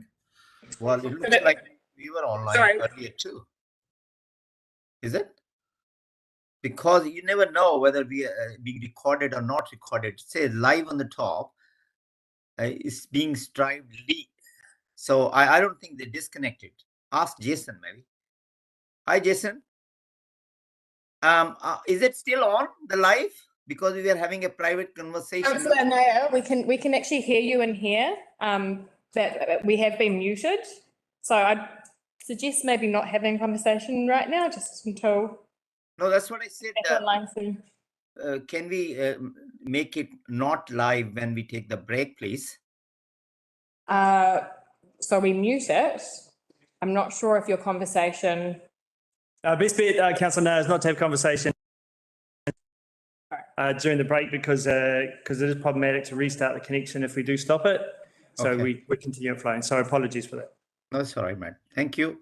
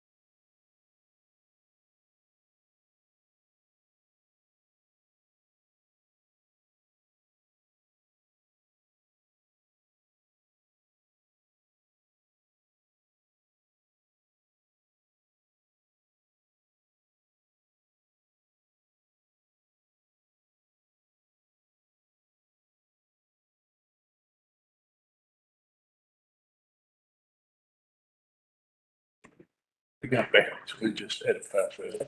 Right. And they've got.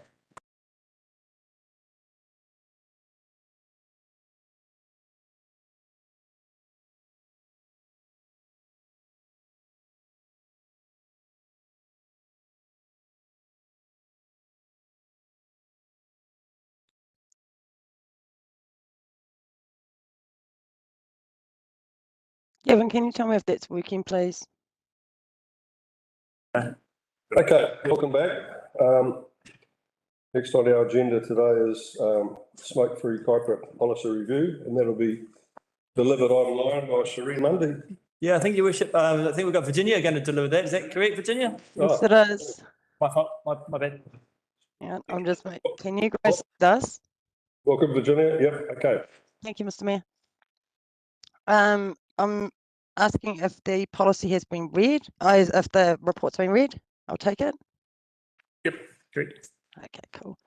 So my presentation is pretty brief. As it says in the report, this is a total voluntary policy. So it's non-statutory. We don't have any legislative or requirements regarding this policy here.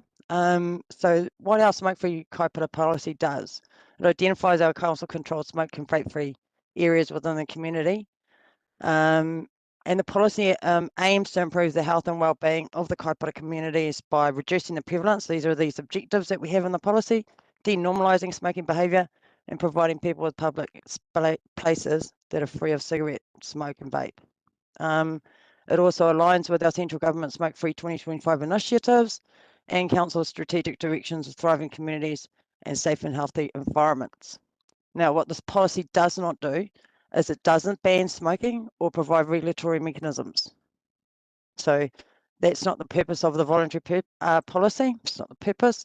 It's really about providing the agencies who are responsible for delivering the central government smoke-free 2025 initiative nationwide. It's about providing them a supportive platform in which they can work within our communities. So we assist them by putting up their signs, their smoke-free signs in our parks, etc. like that, hoping again to denormalise in that younger generation smoking prevalence. As you can see, the success of the policy therefore relies on the agencies responsible for delivering the government smoke-free 2025 through education, awareness, signage and other forms of communication within our communities, and also relies on the social pressure of everybody else to ensure that compliance with the policy.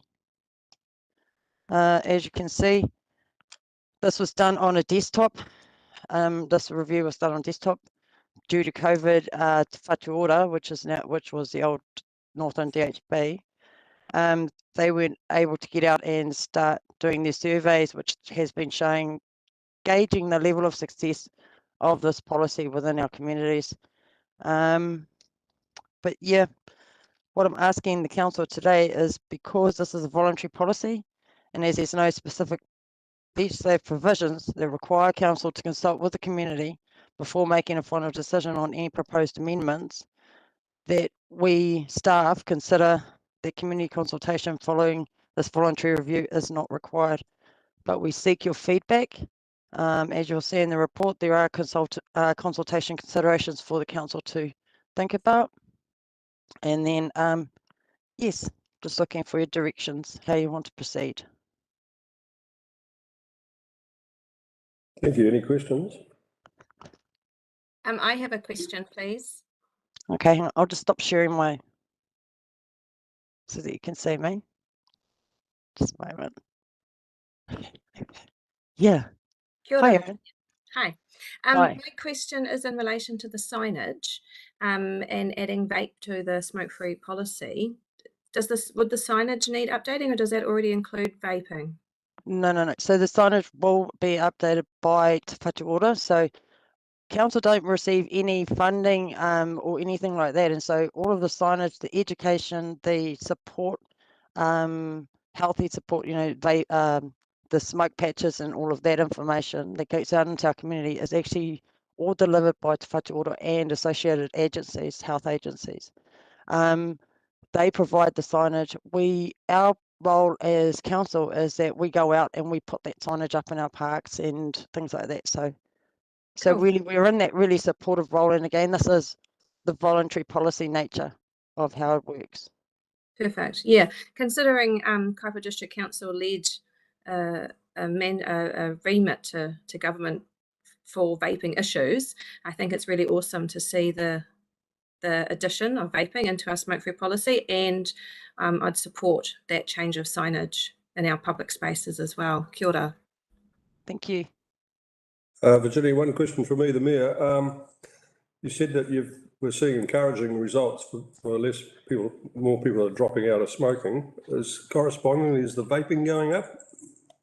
It seems to be going up, and that has become Te Whatu Ora's latest push. They're driving really hard on the vaping. Originally, it was part of their campaign right when the smoke-free first sort of hit our communities, was vaping was the healthy alternative. Now that we're seeing that prevalence rise, they're starting to come and crack down on that, and so hence our smoke-free, vape-free push into the communities. Thank you. Councillor Howard. Thank you, Mr. Mayor. Thank you, Virginia. Actually, on that vaping, and that does go further. I mean, obviously, the physical restraints we have are generally driven by central government. So, as a council, can we go further in our consenting processes to limit the availability of vaping through vaping shops and such entities? Is it in our powers to restrict the number of outlets? Sorry. That legislation is currently being pushed through now. So as soon as it comes forward, well, then we will be able to have a look at that and see what powers have been pushed over to our TAs, our territorial authorities and councils. At this point, we don't have those mechanisms in place and those legislative powers. But in saying that, due to the previous mayor's push, I anticipate that those will be coming through soon. From central government? Yeah. Yes. Okay. Thank you, Virginia. Any further questions? Oh, sorry, someone's got their hand up there. Who's that? Ash. Appropriate name, Ash.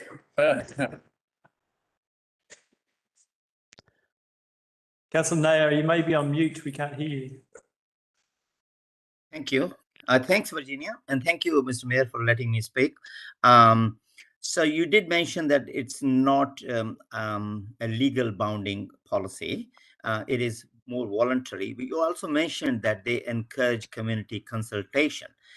So I take both the points. I totally agree with Mike and Erin in terms of vaping being in the signage.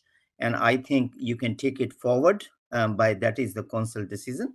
But I would also encourage you to have some community consultation, what else we can do and what support council can give you on that matter, because this is more of a ethics problem rather than a financial problem.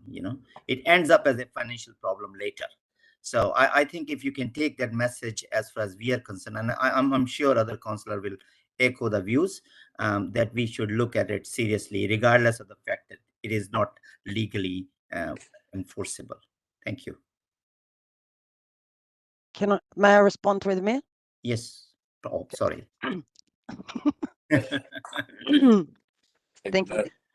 So because council can only apply this policy to areas that it controls or has jurisdiction over, the only thing that was left out of the last 2018 massive consultation with the community was beaches. So the community responded they didn't want the beaches in.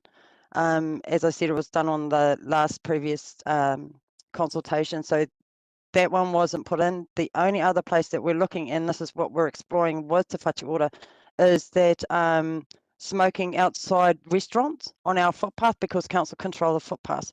So that work's currently being done, but unfortunately, again, because it comes down to public social pressure to enforce this policy, if public are not behind it, well, then they won't do it. And so this is where that whole surveying that Te Whatu Ora always do. Unfortunately, due to COVID, they weren't able to get out into our communities and really push that forward. So again, until the legislation changes and allows us the mechanisms that we need to enforce those smoking, it's really around the smoking, then and vaping. Well, then we're sort of in a catch-22 with the social pressures and this being a voluntary policy. Does that make sense to you, Mr. Nair? Well, it does, but all we are trying to say is that we should make that push. So let them know that this is what the community wants. So I'm sure that message can be passed on by you. Thank you, Virginia. Yeah. Okay. I will, through the mayor, I will express this that what I'm concerned about is the costing of this consultation for a voluntary policy. I would much prefer that the priority be for our legislative policies than a voluntary. That's just my that would be my recommendation. That's why staff did recommend that we didn't go out with consultation for this one. Well, I'll leave it to you to put forward the case and then we can look at it. Thank you. Thank you, Virginia. Any further questions?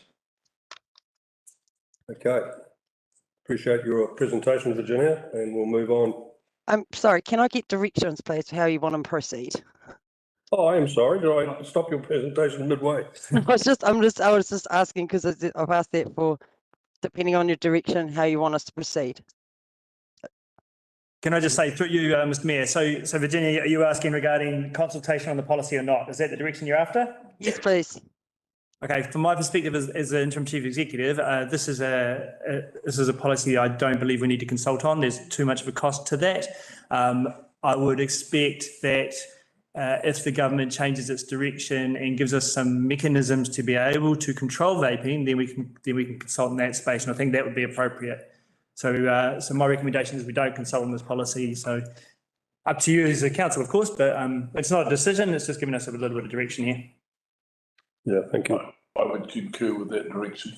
Yes, Yeah, I think it's an education process, isn't it? I don't think anyone in the community is going to disagree with us educating them to be healthy. Yep. Thank you. Thank you so much. Thank you very much, Virginia. Thank you. So next item is Katie Simon presenting on climate change work program overview. Thank you.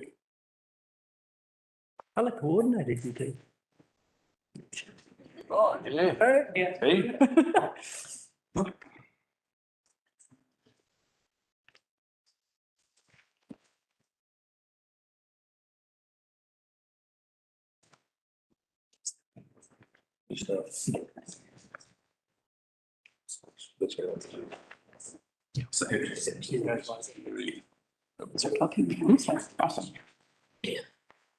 Good morning, team.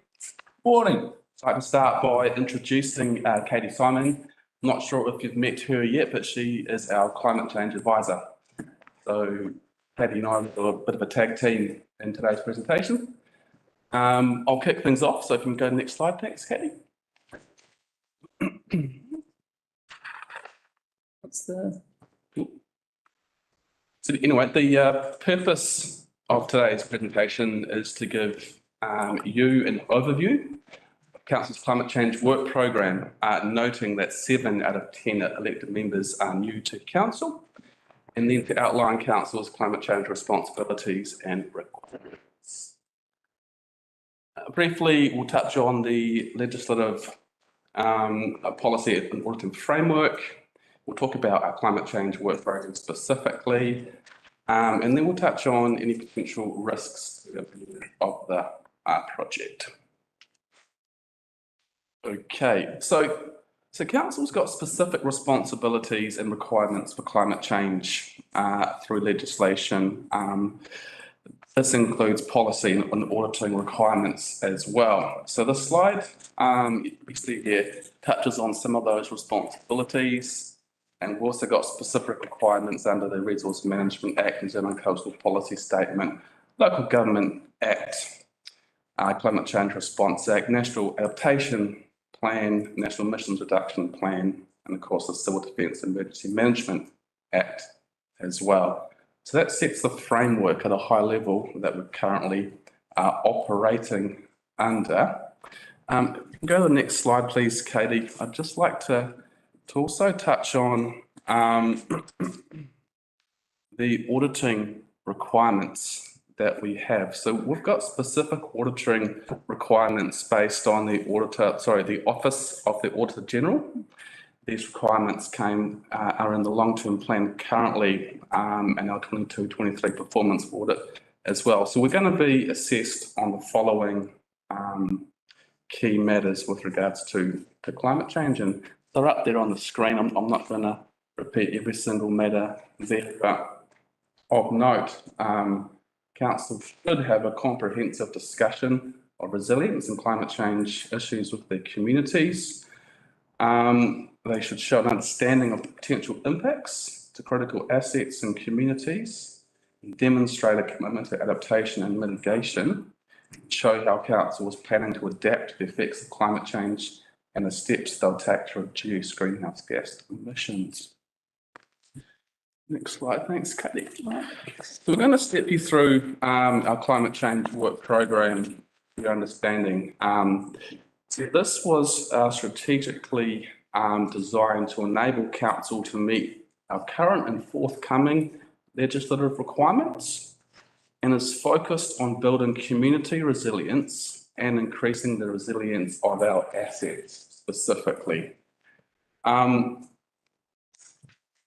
So 3 options were developed and consulted on in the 21-31 LTP. They're the baseline option, a climate smart option, and a climate smart plus option. So Council chose to run with the baseline option, which is the lowest cost option.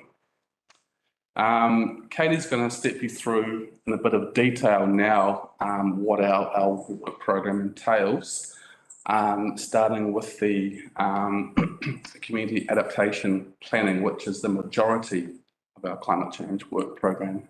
Thank you. Thank you all. Nice to meet you. So just to frame this, what you're looking at right now, this climate change work program in Kaipara-Kitua, which is the Climate Smart Strategic Framework. This was adopted by Council 2 years ago now, by memory. So there's 4 goals that the climate change work program operates under and is aiming to achieve. The first goal is that Council works with Kaipara communities towards a collective resilient and adaptive future. The second goal is that Council addresses climate change impacts and implications for our resources, assets, and services. The third is that Council identifies, discloses, and reduces its own greenhouse gas emissions, so organizational greenhouse gas emissions, in line with the National Emissions Reduction Target under the Climate Change Response Act 2002. And the fourth is that Council supports communities and businesses to lower their emissions, emphasis on supports. What isn't shown here is there are a couple other parallel commitments under the LTP through the Climate Change Work Program, and that's increased communication and resources for the community around climate change, as well as regional collaboration. So increased regional collaboration for better alignment, shared resourcing, more efficiency, and consistency on a regional level. So those things are currently being delivered and have been delivered. The report does touch on the Te Tai Tokerau Climate Adaptation Strategy, which is an existing parallel commitment that supports the Climate Change Work Program and is supported by the Climate Change Work Program. I'm happy to answer questions around that, but I'm not going to focus on that too much because this is really about KDC specific Climate Change Work Program. All right, so as Michael mentioned, I'm going to talk through the kind of 3 major work streams of the work program. The first is community adaptation planning. This is by and large the largest part of the work program. So this is the majority of our resourcing is directed towards this. Also, the majority of Council's climate change responsibilities sit under adaptation, natural hazards management, and adaptation planning. So it's appropriately kind of direct, if you will. So loosely what this is co-development of adaptation plans. They're also known as coastal hazard strategies. That's what other councils call them. Shoreline management plans, just strategy management plans. There's kind of pick a name. We're calling it adaptation plans. And the idea is that we are working with our communities whose infrastructure services and public assets are increasingly exposed to coastal hazards. This is very engagement intensive. The idea is that you do an adaptive pathways planning approach so that you are able to plan even with a lot of uncertainty. We recognize we don't know what's going to happen with future climate. We don't know if changes will actually happen, when they're going to happen, how intense they're going to be. We just don't know. There's a lot of uncertainty. Some risks more certain than others, but there is a lot of uncertainty. So this approach basically sets it up so you have multiple adaptive pathways, you have multiple response options, they're sequenced over time, so you're not locked into one way of adapting. And you also have risk thresholds that are set with community. So the community tells you what impacts and risks they're willing to tolerate. So that sets our kind of tipping point that we can't reach. And we also set signals and triggers. So it tells us, those signals and triggers will tell us when it's time to start a certain response or a certain adaptation action, or when it's time to switch paths. And the idea essentially is you do a response at the right time, only if needed, and you avoid those unacceptable kind of risk situations or impacts. So it's really about not locking us into a certain way of adapting or managing risk and leaving options open. Like I said, really high levels of engagement, and I'll talk a little bit more about that in our pilot program. And council is the final decision maker for this. So all recommended plans from the community will go to council. Council will make the decision on whether to adopt the plan, and there'll be other phased decisions over time as well. And council will be responsible for implementing and working with community to monitor those signals and triggers. So like I said, very adaptive. Our LTP commitment for this is that we complete the pilot program in this by 24-25, and then we begin a major adaptation planning program. So that's what we've committed to under the existing LTP. So Ruawai Adaptive Pathways, this is the pilot. This area was identified as one of 6 potential pilot options. It was assessed based on exposure to hazards, community readiness, and relationships with council. And exposure was prioritized. That was kind of the most important element to consider. So Ruawai was identified as most at risk of the pilot options to projected coastal hazards and sea level rise. So the decision was made to start with the Ruawai area. The project area covers all of the Ruawai flats, if you can imagine kind of going down the hills and driving through the flats and all the flats. So all the way from just Tokotoka through to Te Kowhai and up kind of where the hills are, where the Raupo drainage scheme is. We're pretty much overlapped with that, also with Te Kowhai area, which is just outside of the Raupo drainage scheme. So that's kind of the project side. The physical area of the project. The aim is to deliver the community recommended Ruawai adaptation plan to council by June or July of 2024. So next year, 2024. This is a multi-year commitment. And currently, like I said, there's just over about 2/3 of the budget is allocated to delivering this work. So this is by and large the majority of the work resources towards this. So this is the community panel. This has been one of our major areas of focus, is to get the community panel started. This is the heart of Ruawai Adaptive Pathways.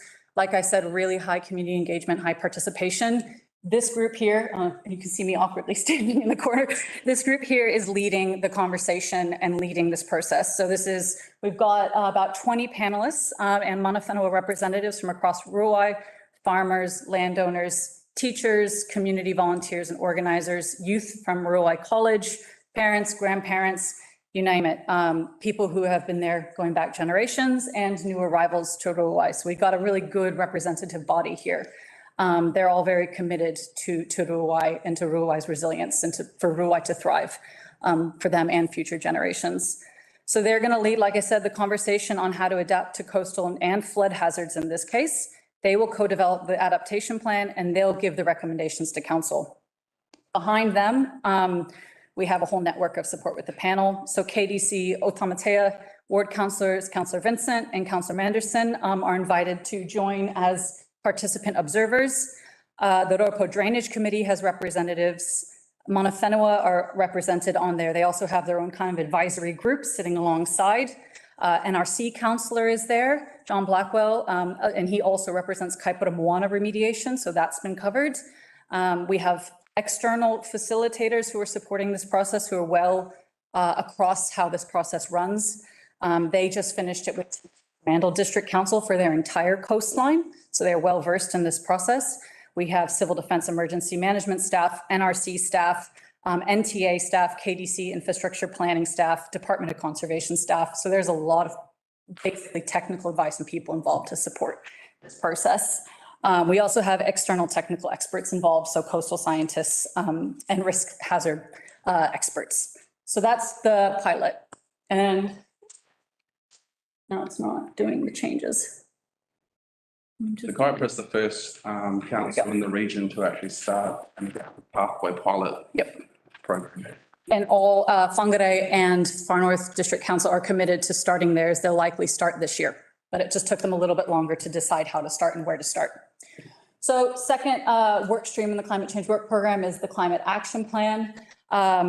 This is led by a climate action group, internal, so 8 staff across different parts of council, infrastructure, consents, communications and engagement, project management, monitoring, compliance. So we have a really good spread of staff who are developing this.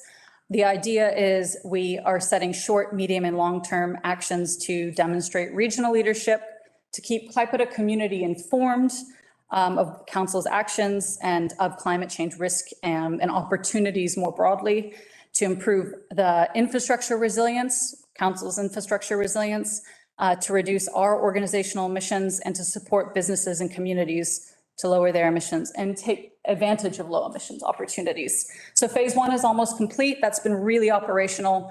We've really just been spending the last almost year talking to people inside and figuring out what actions can we do that work with capacity we have, that are fit for purpose for our council, and that actually support real change. And then phase 2 of the climate action plan will go out. So that's really around, like I said, how can council support community? The idea is to start that this year, and the report talks more to the timeframes. So the third stream is a council-wide policy. The aim of the policy is to ensure compliance with statutory requirements, which Michael covered off in the beginning. It's around standardizing, embedding climate change considerations as appropriate into decision-making. So not a blanket, we need to all think about climate change as the first priority. It's only when needed and as needed, and to standardize that process. So we'll define our statutory obligations, we'll define KDC responsibilities, identify those risks, and set a process for considering climate risks in decision-making. We'll also provide a toolbox of supportive documents that will come along with it and staff training.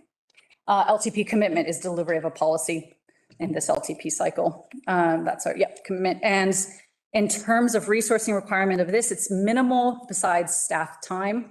Some legal advice will probably be required. So, but it's, like I said, minimal actual funding required to deliver on this. All right, so back to Michael to talk through kind of risks if there are any major alterations to the work program. Thank you. Thanks, Katie. Yep. Look, I'm not going to speak to everything here. Up on the screen, there's a few potential risks that may happen if we have a major alteration to our work program. The one I'd like to hone in specifically on is potential reputational risk to council if we have a major alteration to our work program. Specifically, as I touched on earlier, we've been leading the charge across the region with regards to doing adaptation planning. That's enabled us to also tap into regional council funding as well. You know, council's been on a journey the last few years to be a trusted leader and to actually step up and show strong leadership with our communities. We believe that if we were to majorly alter this work program, there'll be a real risk of a loss of trust and faith in us. And there may be a perception that we aren't willing to show long-term strategic leadership. That's a risk a potential risk I want to really turn our mind to as well. We're almost there, guys. A couple more slides, and then we'll open up to questions. The next steps, we actually intend to come back to the April briefing and do a specific briefing on the adaptive pathway planning project that we're doing at Ruawai. That's going to actually talk about specifically the governance program, the next key steps in that process, and dive in there specifically. And then, of course, following your direction from this briefing, we will get any additional reports and material and bring that back to you as soon as possible to assist your understanding of this topic and any key issues. Now we'd just like to open the floor to some questions from you guys. Thank you. Through you, Mr. Chair. Can I ask, what evidence is there of a sea level rise at the present that's affecting Ruawai? Want me to take this or would you like to take this? You can start. Okay. We follow central government guidance and we follow, and this is RMA related legislation primarily, we take guidance from the New Zealand Coastal Policy Statement, the Resource Management Act, the regional policy statements, and Ministry for the Environment around what sea level rise scenarios to apply. That comes from the Intergovernmental Panel on Climate Change, which is the leading body that provides assessment reports and looks at future climate change scenarios and projections. So that consists of 195 participating countries and thousands of scientists. So that feeds down through central government. We don't, as a district council, we are not responsible for providing, when I say providing, I mean generating climate science. So we have a responsibility to follow the guidance and to follow the legislation, but we don't, as a council, generate climate science ourselves. Michael, do you want to? I just want to also mention that the NRC is currently finalising a very detailed hydrodynamic mapping project for the Ruawai-Raupo drainage area, and that is it's being done by national leading experts and using the most up-to-date national guidance on how to factor in any potential sea level rise. But those models are actually running hundreds of different scenarios. So it's not just running multiple scenarios, and it's taking in all the actual floodgates and stop banks as well. So it's the most up-to-date model that you could possibly get in the country. So if I can paraphrase it, if I've correctly understood the replies, it's based on a Wellington attitude. There is no evidence. These are all presumptions that are being incorporated in models, etc. And council is becoming a willing party to thieving property rights by legislation of the 9,000 odd hectares of this land in Ruawai. If I could probably jump in here, thanks team. So thanks, councillor. I think that the principle here is that we are given the guidelines from central government, and we're told to apply them, and we're applying them. That's how it is. Thank you. I guess I'm just questioning whether it's appropriate for us to simply accept the government's instructions, because the present government has got a demonstrated track record, has it not, of having more attitudes than facts. And we're, as a council, legislating to affect the property rights, the way of life, etc., of all the people on that land type. I'm all for the council bearing a responsibility to anticipate the reasonable worst future and to plan for it. I'm not against that, but I am against legislation that deprives people of their property rights. And I do believe that most people in government and local government are not really aware of that. So through the chair, well, yep. So as I touched on, the key aim of this process is to increase the resilience of our communities. We all want Ruawai to thrive and to develop, and I think all of us in this room want to see a strong future for Ruawai. So through the chair, although if I can just answer that, I think that the council has shown more expertise in assuming the costs of mitigation than the hidden costs to the community of this action. There's people there, I believe, that can no longer subdivide their properties. They cannot make their on-site adaptations to their own environment, finances, family situation, etc. Through the chair, that's separate to this process, councillor. Can I also respond? You are absolutely invited to join the panel meetings. The Rurawai Community Panel is going to have these conversations. They are the ones who are going to be providing recommendations. They will receive the technical advice, but they are the ones who are going to be working through this process and providing recommendations to council, excuse me. So you are more than welcome to come. It's as observer, you're the appointed participant observer, and watch this community panel in process as they step through this, and then deliver your feedback based on what you see happening with the community panel. But because of that uncertainty, I hear you on the uncertainty element, because it's this community that's at risk, and it's their values and objectives we're going to follow. That's why we do this process. That's why we do an engagement intensive process. The community will be providing these recommendations, not me as staff. Councillor Larson. Oh, thank you, Your Worship. Yes, I understand the regulatory framework that we're working under in terms of having to give effect to higher level documents. However, I've also noticed that even the IPCC has acknowledged that its modelling is at the extreme end, and that we may more likely to expect more moderate outcomes. So in terms of COP27's acknowledgements, when are we going to see that those acknowledgements catch up through central government so that we can actually comply with something that's actually more reasonable?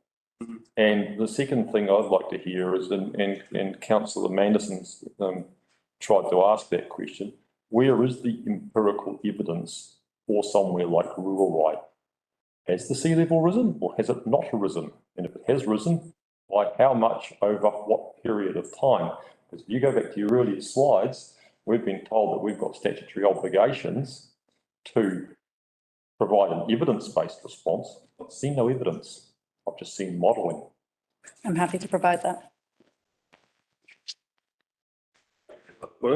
Just a question. KUC was even funded from the central government for climate change programs or any monetary support. I don't know, staff and different things.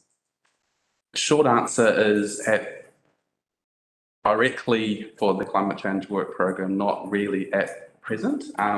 That might change when the Climate Change Act and Managed Retreat Act is promulgated. That's forthcoming from central government at the moment, and there's talk how that will include a centralised amount of monies that councils are able to access to work on managed retreat if and when that's needed. But right now, we aren't getting any money directly from central government for our climate change program. Can I go back to Councillor Larson? He wanted to complete another question. No, I didn't have another question. I asked a couple of questions, but I don't know whether you had any answer for me at hand. What I was asking, the first thing is, we're operating under our regional policy statement coastal inundation line, which is based on what is now acknowledged to be flawed modelling.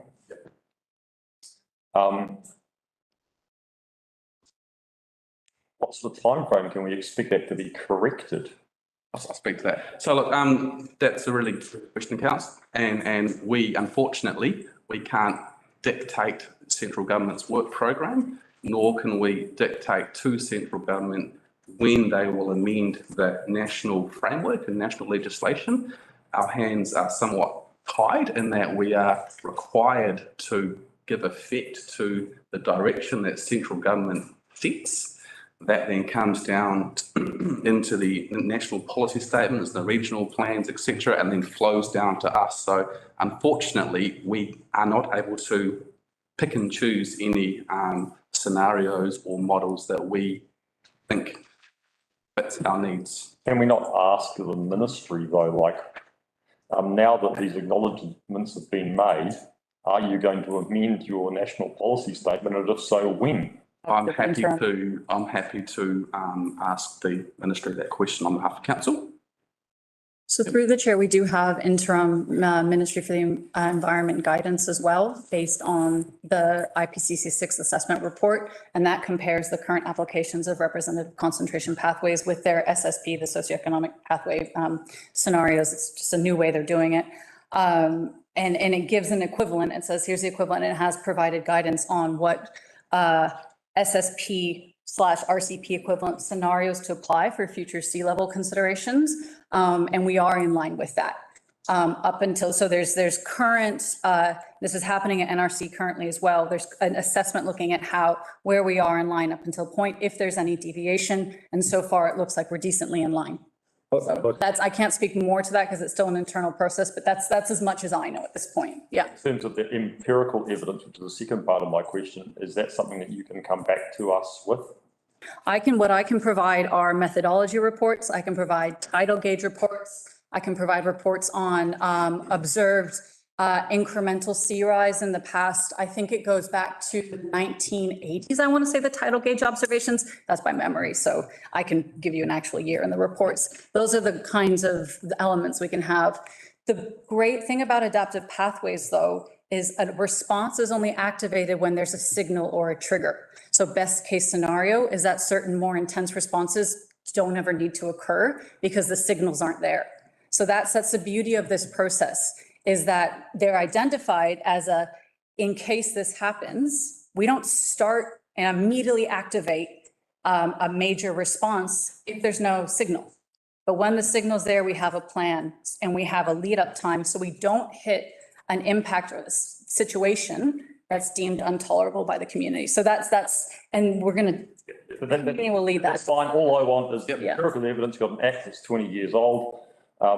Surely if people are saying it's rising, they'll be measuring it every year and seeing whether it is or isn't rising. And it would be nice to know what that actual evidence is rather than just have predicted. And in fact, it could mistakenly report a short-term rise in a long-term decline. For example, there's a claim that CO2 is increasing to around 400 parts per mineral. 60 million years ago, it was 1,700 parts per million. And relatively speaking, there's no increase to speak of. My concern here is, has council unwittingly got an exposure from a class action? Because you've got advice from Wellington that you've relied on. It's not in any enforceable manner. It's not been passed by legislation. It's not been passed by law, to my knowledge. It's one person's belief that people far and wide have adopted. That's not the basis for adopting a belief that legislates restriction on people that own 9,000 hectares of land. There's a liability there that should frighten you. That's fine. It's fine. No, that's fine. It's fine. Yeah, but can I come in here? It doesn't matter. And obviously, we've got differing views within our council with elected members on this issue. But I think the key here is to disclose evidence-based science and demand that government, we've got people in Ruawai who have lost their property rights. It's something I campaigned on.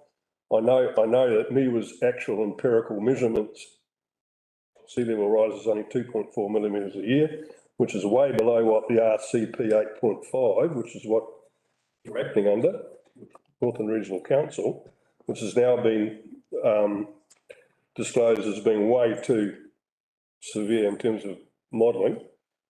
And we as a council need to be really proactive in pushing government to actually tell us if the scenario that's taken those property rights away from those rural people is real. That's what we're here for. It's what your job is here for. It's to do with the climate, and so that empirical based evidence is super important. And if the modelling's wrong, government needs to change it pretty quick, in my opinion. And we need, as a council, there's nothing wrong with us pushing back and asking them to come back quickly with a change. If the science has changed and the empirical evidence has changed, government needs to be asked to move. Thank you. Over Chair, I 100% support that. As I touched on before, thank you. This climate change work program is about increasing the resilience of our communities long term. And a key lever that we can pull in the short term is through our current district plan review. And that actually sets the rules on the ground right now for the next 10, 15 years. We can collectively ensure for the short term that Ruawai and the surrounds has a strong future by actually putting in rules and policies in that plan that allows the Ruawai community to keep developing. All right, so there's a short-term plan here and a longer-term plan as well. I mean, I can see that your stop banks and such other physical methods might address a potential climate change. I don't see how altering people's subdivision rights is going to have any indirect even effect on sea level. Speak to the difference between climate Yeah, so through the chair, this climate adaptation planning is not about altering subdivision rights. That's the district plan that controls subdivision, and that's what I've touched on right now. That's our short-term lever. What we can do is actually get the rules right in our new district plan we're developing right now. So there's a difference between this climate change adaptation planning, which is looking way to the future, 20, 30, 40, 50 years plus, no, maybe longer than I'm going to live, longer than you're going to live, as opposed to our actual rules on the ground, which is the district plan, right? Okay, so there's two processes going on. That's what you're saying. Mark Vincent, would you like to come in there? Well, there are two of us. Mr. Mayor, except that Councillor Naya and Councillor Gordon Lambeth have been waiting patiently for a long time, so could I follow after them, or would you like me to provide some continuity? Yep. I could provide some perspective from the Raupo Drainage Committee side of things, if you would like me to do that. Yeah, let Gordon speak first. Hang on, let's sort this out. Who had their hand up first there? Gordon, was it? Gordon, can you come in first? And then we'll go from there. Sorry, I've got to get some order into this. Thank you. Thank you, Mr. Mayor. My question is a very, very simple one. I've been listening to this with some depth and being involved with a lot of rural businesses and the problems I've had over the last 5 to 10 years. However, I want to go back to one of your slides, Michael, and that was the one where you mentioned that we as elected members would put ourselves under risk. Can you please explain that sentence in your slide, please? I'm not sure how to draw So is that, right, so through the chair, are you referring to the potential reputational risk of council, Gordon? Councillor Lambert? Yes, and elected members. Can you please elaborate on that and explain exactly what you are meaning there, please? So I think through you, Mr. Mayor, Councillor Lambeth, the risks were around any alteration to the current work program, actually, and that's what that slide talks to. And, you know, you've asked us constantly since you've been elected to listen to your rhetoric and understand what your desires are as a group. And so we've listened to that, and there was some discussion around possible changes to the climate change work program.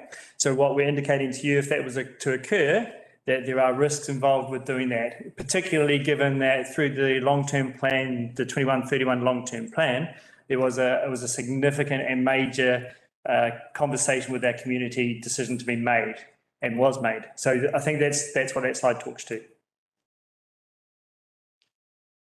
Okay, so you were saying that if we change from that direction, we are putting our reputation under risk. Is that what you're?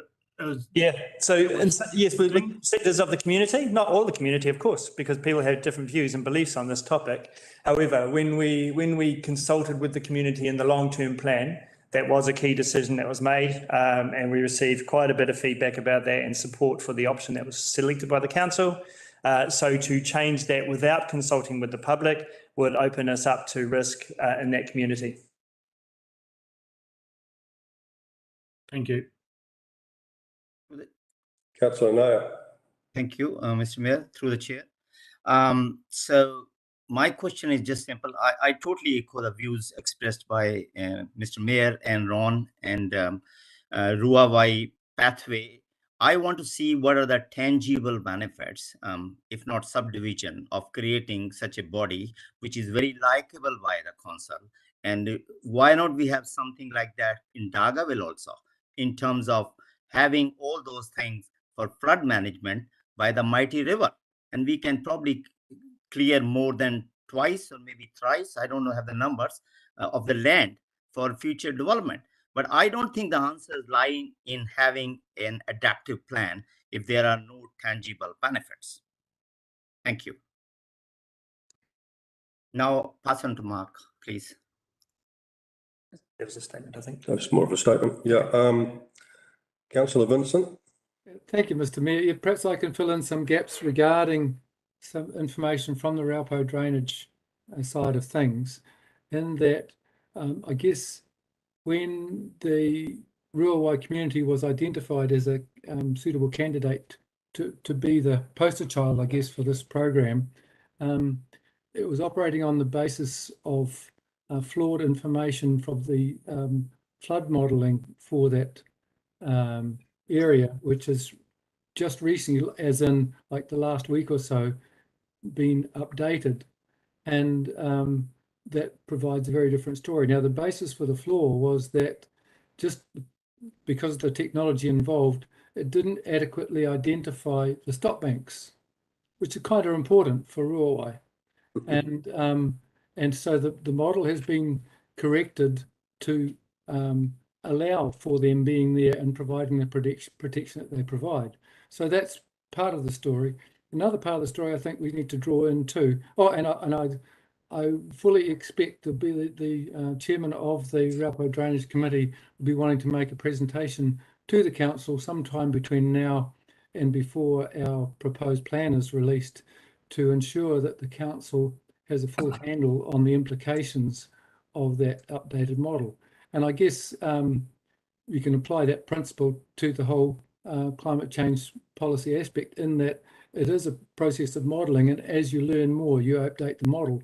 And I guess what other members have been asking is that, well, can we please have the policy updated in light of updated modelling? So that's all cool. But the other part of the story too is something that council has already addressed in relation to the putting a floodgate in G Canal, I think it is, it's G or K, and that would have the effect then, with that capital input, of reducing the extent of stop banks that will have to be maintained against the saltwater influence, if you like, because at present the stop banking goes up the sides of the canal for a considerable distance, and putting that new floodgate in will, in the longer term, mean that is a more sustainable approach to maintenance of the stop banks.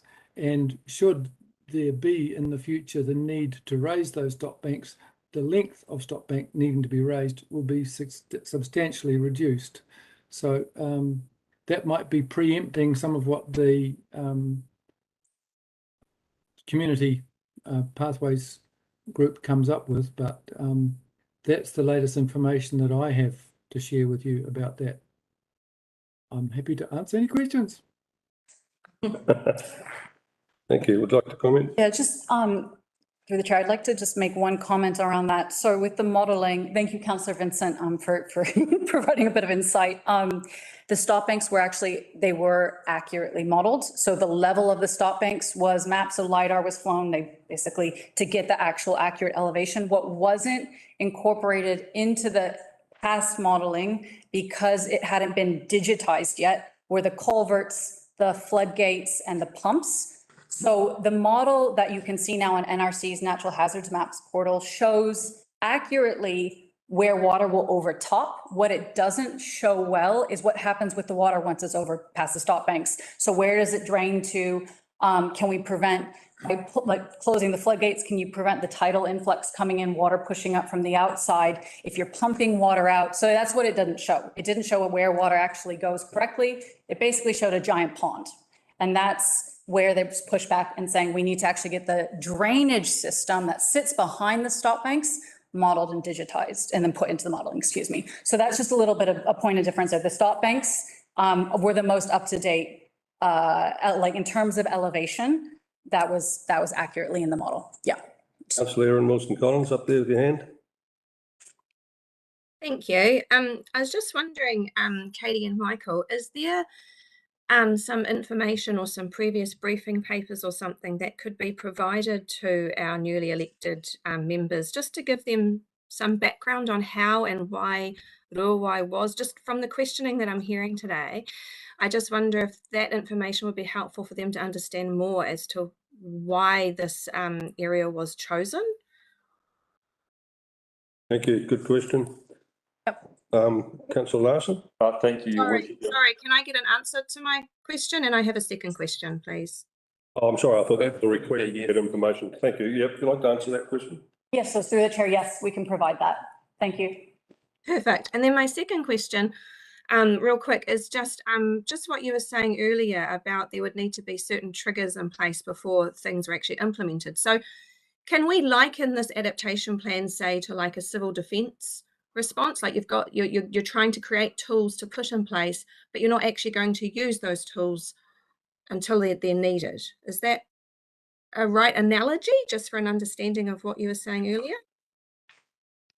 Generally, yes, although it's talking, sorry, through the chair, it's talking a lot longer timeframes, be it 10 years, 20 years, 30 years, as opposed to managing a response on the ground right now. But in simple terms, yes. Yeah, perfect. Thank you. That's all.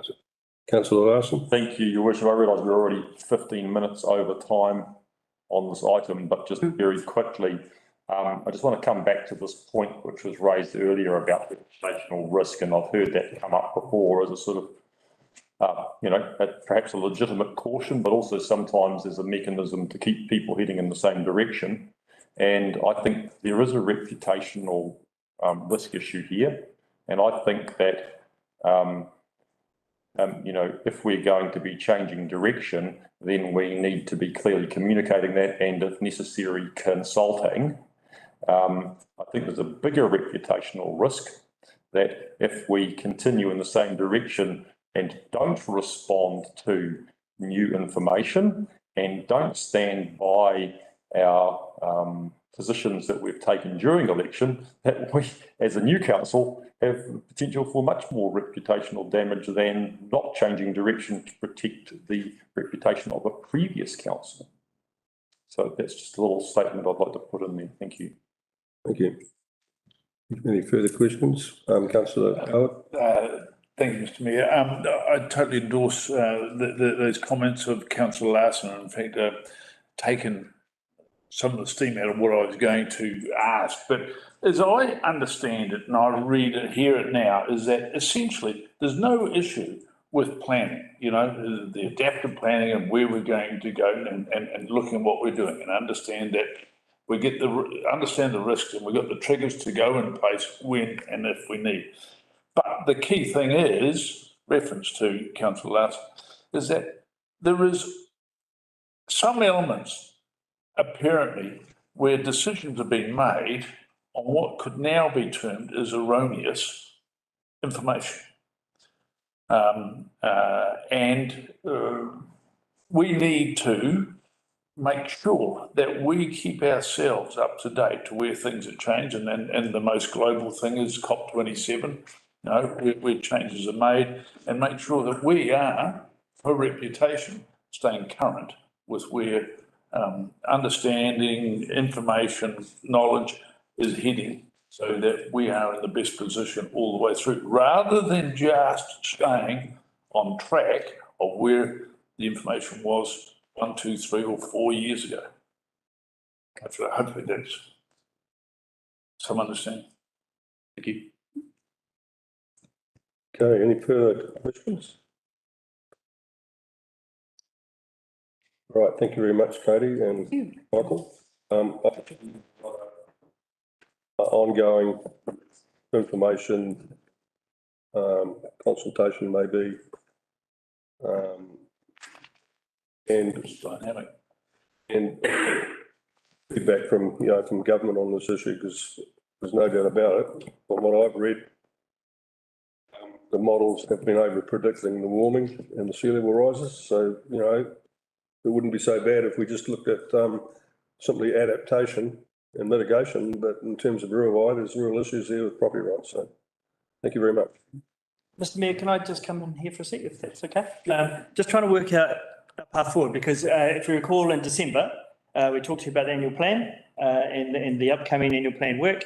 You wanted some more information from a community resilience because of climate change perspective, as well as the pensioner housing that's going to be provided to you today.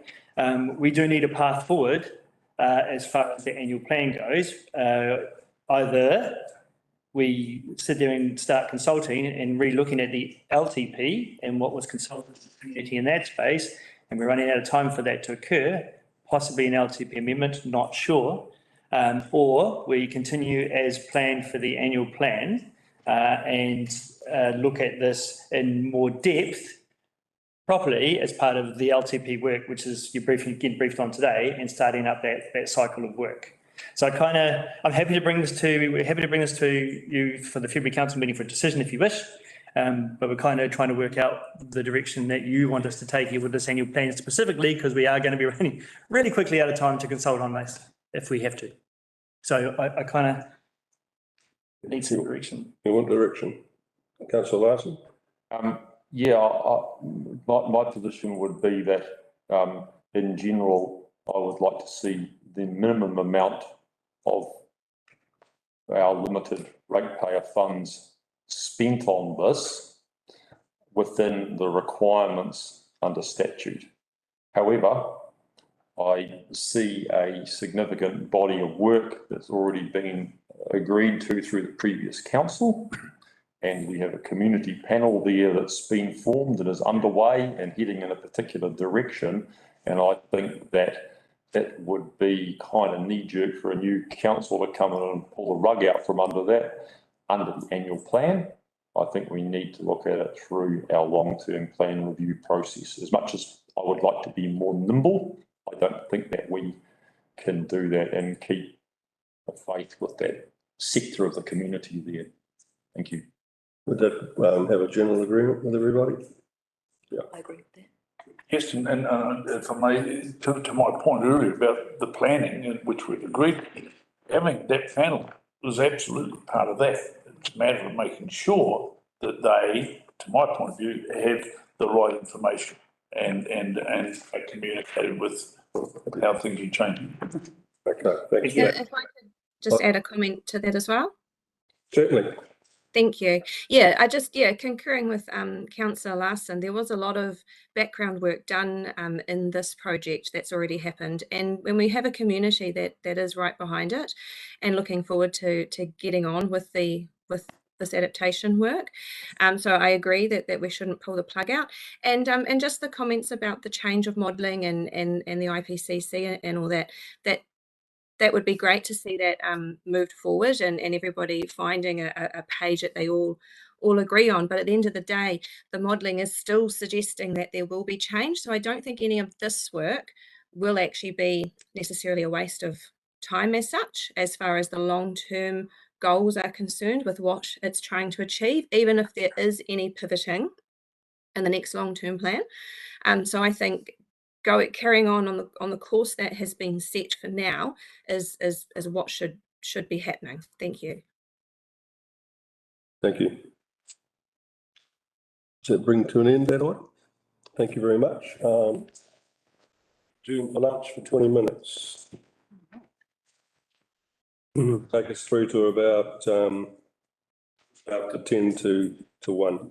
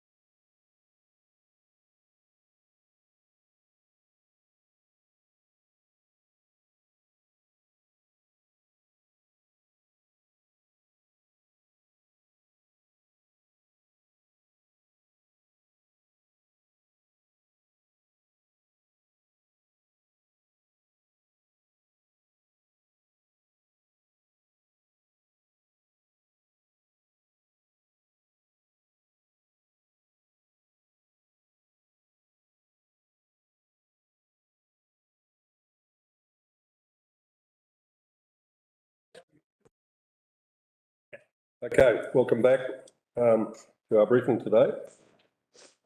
Next on our agenda is the Government Water Services Bill update, which will be presented by Annan Nama.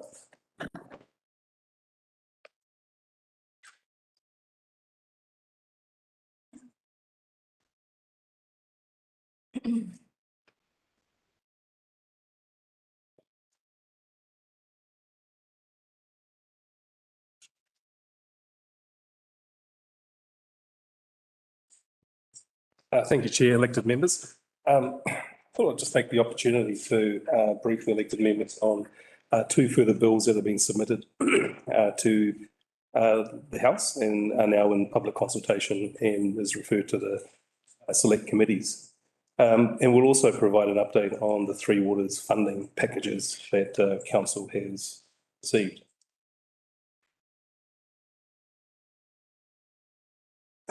So there are three bills in total that make up the water services entities bills. The first bill is the Water Services Entities Bill, which is now transferred into an Act as of 14th of December. So it's passed into law. Two further bills were released in December. They are the Water Services Legislation Bill and the Water Services Economic Efficiency Consumer Protection Bill. Both bills are in consultation at the moment and submissions close on the 12th of February. So just a little bit of background in terms of what the bills are. So the Water Services Legislation Bill establishes a regulatory function and powers to enable the water service entities to regulate water, wastewater and stormwater services. So those are the three waters that are encompassed in total within the water services entity.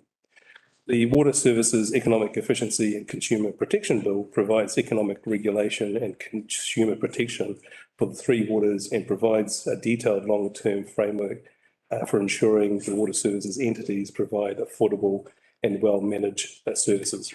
At the moment, it's likely the Commerce Commission will be in charge of that bill and overseeing. So we are in the submission phase. We have had a look through both bills. The bills really provide the necessary powers and functions to operate. And our review has found that there's limited need to oppose or challenge aspects of the bill.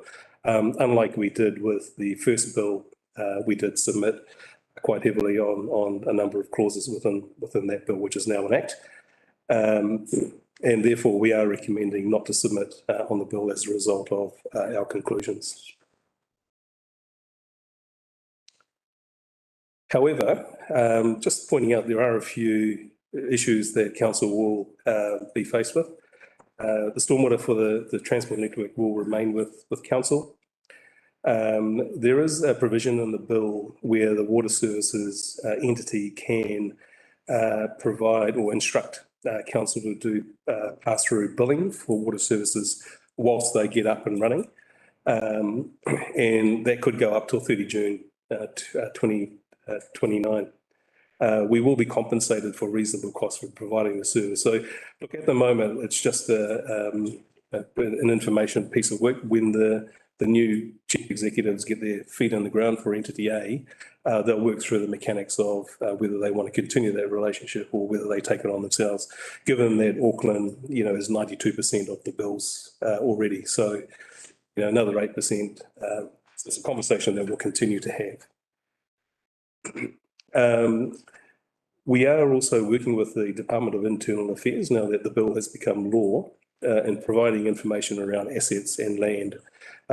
So that will form the basis of an allocation schedule, which Council would need to agree with. So we are in the process, Sue, myself, we've set up a small team where we are looking at what assets will be transferred.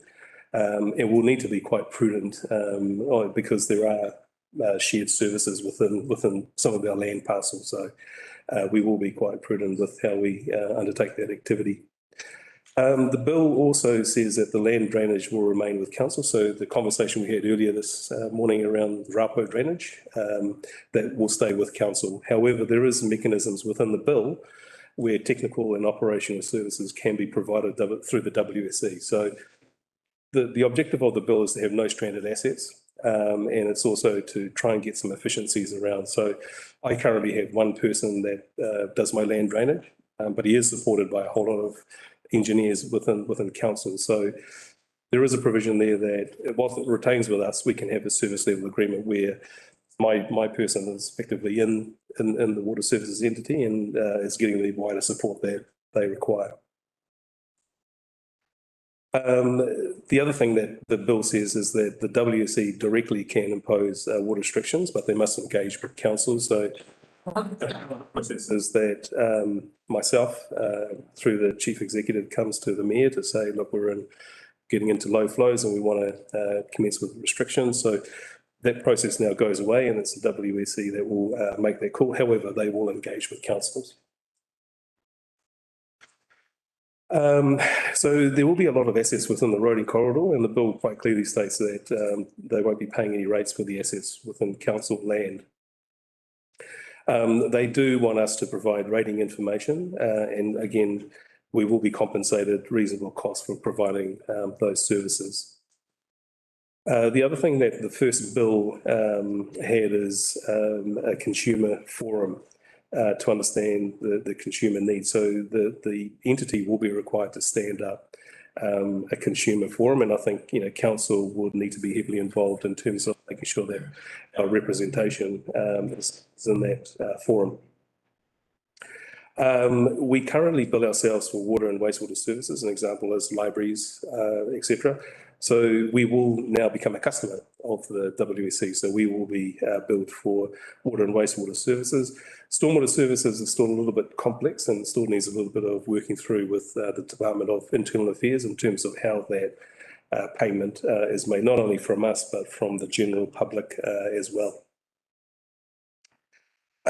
We will need to do a little bit of work around our development contributions. There's quite a heavy clause in there that says, you must remove any development contributions for water and wastewater from within your policies. But that also goes with bylaws as well. So there's a piece of work that we will need to do to revoke our bylaws when the new water services entity effectively has their own bylaws or protection that our bylaws provide. The good thing is that the bill says that in accordance with local government Act, you have to actually consult to revoke a bill. The new once it becomes an act, will provide us to just revoke without consultation. So a little bit complex in the stormwater. It needs a little bit more further clarity, and I'm working with representatives of the Department of Internal Affairs to understand this. So urban stormwater is quite clearly defined, that will go to the water services entity. However, there's still a little bit of understanding required in terms of stormwater for rural areas. So, what happens to our rural areas in our district, the stormwater, that's still being worked through. So I don't have a lot of answers, but we will come back once we get more clarity over time. May I ask a question, sorry? Oh. Yes, yeah, far away. Thank you. Thanks, Anand. Just two quick questions. Just you commented that council will now be billed for water, but we bill ourselves anyway. Is that what you said? Yeah. We don't physically. Sorry. We don't physically produce a bill, but we do account for it internally within our books. Yeah. Sorry.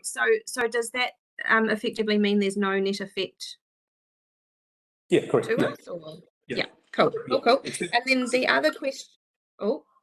I was going to say, except for stormwater, there's a little bit of understanding still required around how stormwater will be charged. Right. Okay. Thank you. And then the other one was in regards to altering and removing DCs and bylaws and that work that we'll need to do. Is any of that funding available to us to cover those costs? Yeah, I do cover it off in my presentation, but I can ask the question now, Councillor.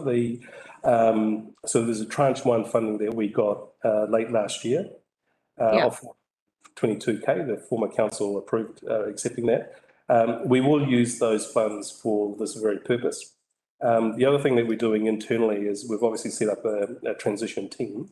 And as a result of that, we're identifying all the resources that will potentially be participating in the reform. And if we exceed that 422 cap, there is a provision that the Department of Internal Affairs have made for a second tranche of transition activity. So we will be putting our hand out if we need to draw on that. Perfect. Thank you very much. Mark. Thank you, Mr. Mayor. Yeah, I just wondering, you, Annan, you have explained that the presumption is that the land drainage is a function still to be carried out by council, but there's some ifs and buts with that.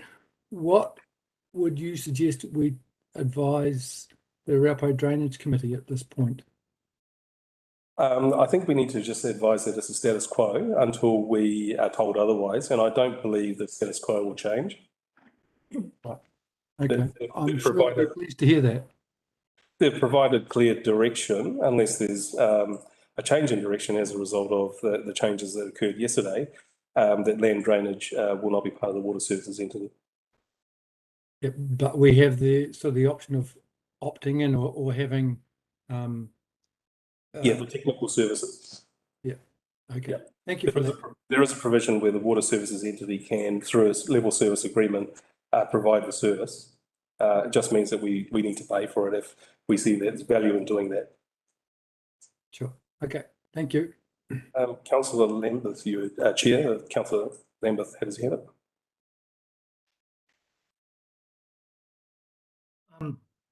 Thanks. Through the chair. Considering that the number of rural properties that manage their own water collection and wastewater, is this bill, in your opinion, or what you've seen, is going to take over their investment? What's your view on it? If it's a private scheme and it's a single household, the answer is no. Individuals will be still responsible for their own services that they have on their own site, and they'll still be controlled for compliance through council.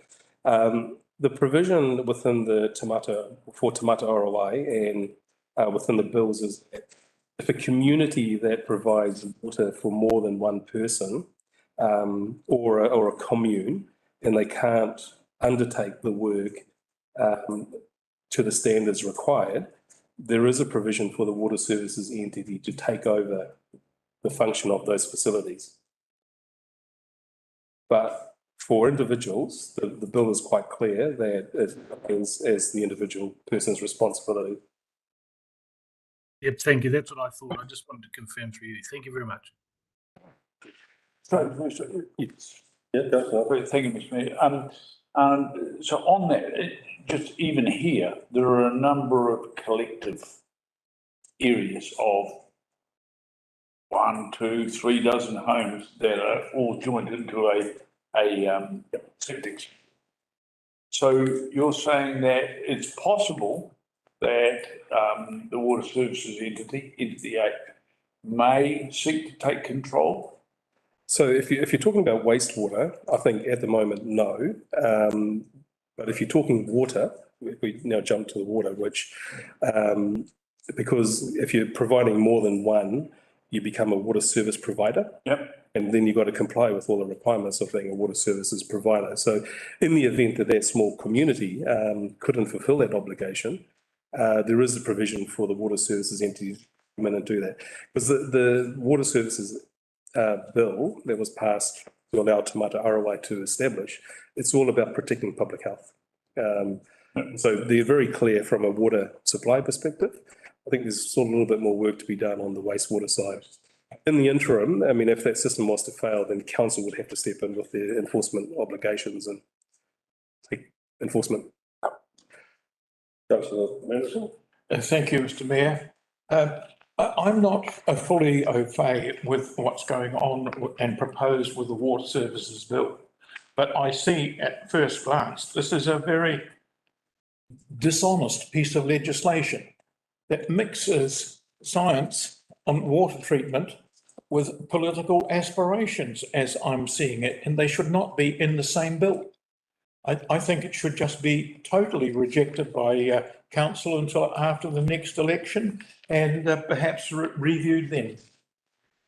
Through you, Chair. So the first bill which establishes the water services entity was passed, but it's now an act and therefore it's law. These pieces of legislation just allowed the organisation to function and have powers and duties. My reading of the bill and the bills, the two of them, I don't think there's any overlap or mandating. It's purely giving direction and compliance requirements and reporting requirements back to the council and council's involvement in making sure that our community voices are heard. We've read the bill and our conclusion, as I stated, is not to submit. The bills will proceed and whether council does anything or not. If we wish to submit, now's our opportunity, is what I'm saying. But we need clear direction on what we're submitting on. Nevertheless, my viewpoint within council is it's a very inappropriate bill and it should just be rejected. There's a process for that. We'll come to the end and make that determination, Chair, if that's all right. Okay, go on. So the first bill, I thought I'd just provide a little bit of a helicopter view of the first bill. So there is a regional representative group. Now, I must say, as a result of yesterday, this slide may change, but I don't have any visibility on it. So let's go with what's currently in front of us. So there will be a regional representative group developed, and there'll be equal membership of councils and mana whenua within the entity A. Now, the makeup of these, the equal, the reason why I didn't put a number on it is it is subject to change. The original bill had 12, it moved to 14, and it could so, but as it grows, there's equal membership is the key thing. And then there's obviously the board underneath that do the governance of the chief executive who drives the organisational performance. So I won't cover off the ROG makeup, and the 14 may change. So it's a number at this stage. This is where the community's voice can be heard. So the WC must establish one or more advisory panels, and they're called RAP. And they're regionally and geographically based with equal representation. And this is where the community's views can be heard. So you could almost call it like a community board, where the concerns and voice come through. Council can obviously put their view and give direction to the ROG, who then give direction back through to the board and the chief executive.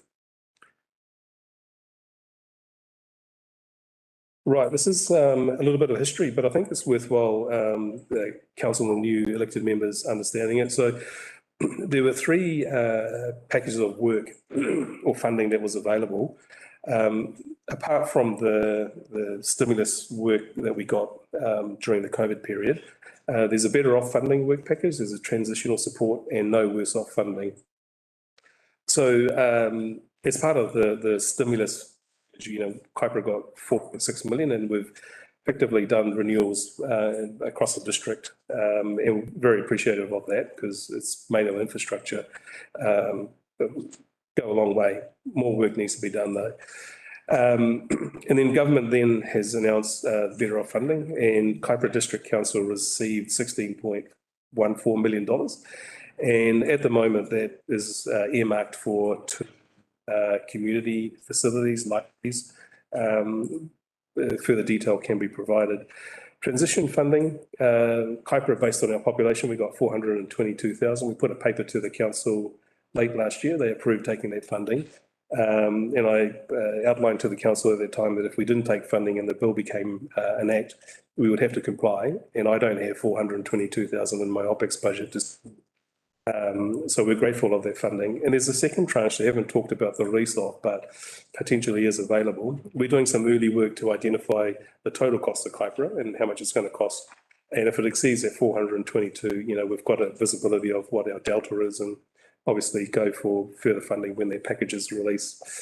The No Worse Off funding is, again, further work needs to be done. And Sue is in contact with the Department of Internal Affairs.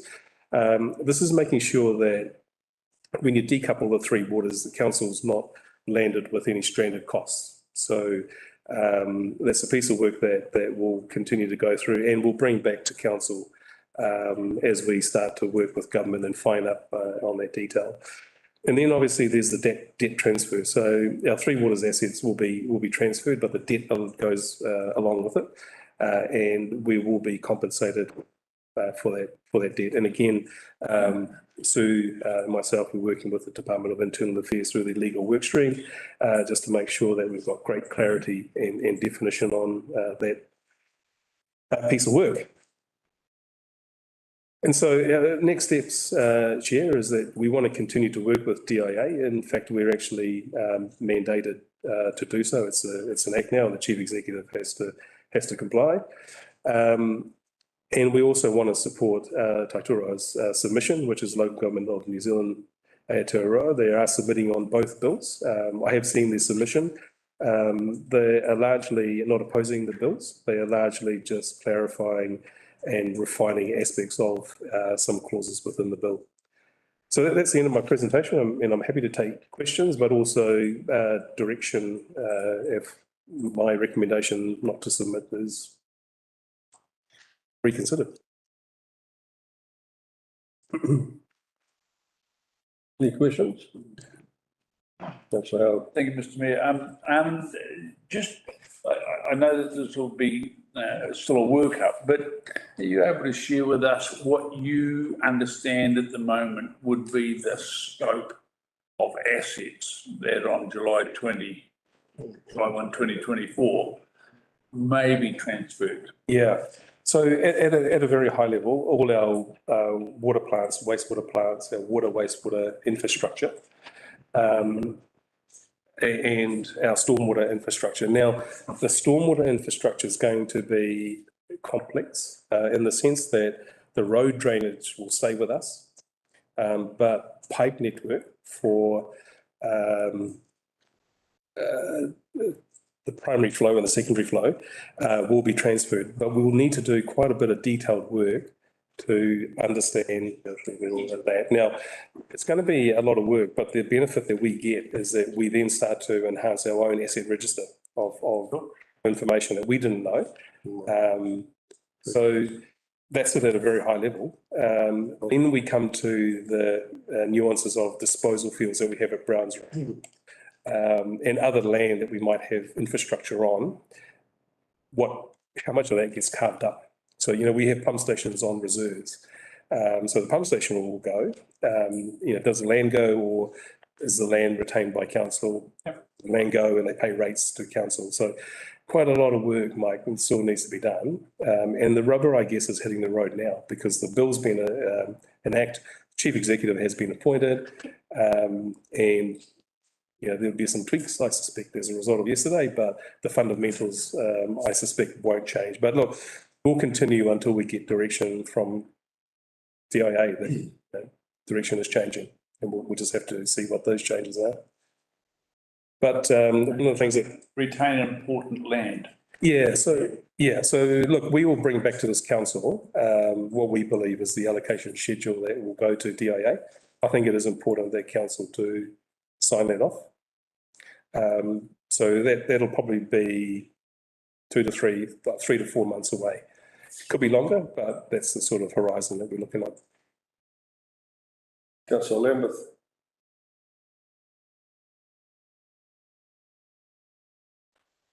Yeah, I've got a couple of questions here through the Mayor. The transfer, when you speak about the transfer, is that a zero cost transfer? Will the new entities just take over these, or will the council be reimbursed for what they've already got?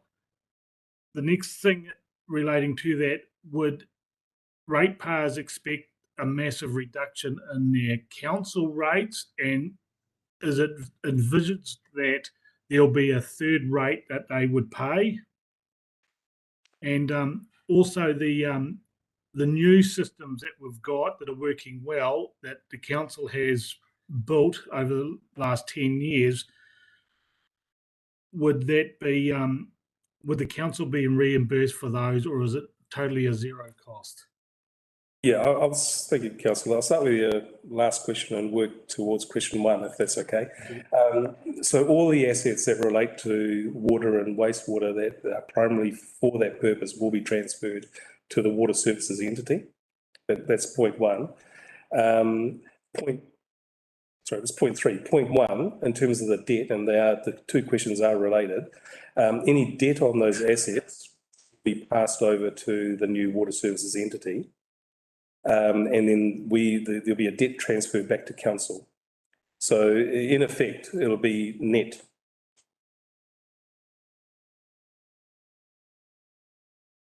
Oh. Okay.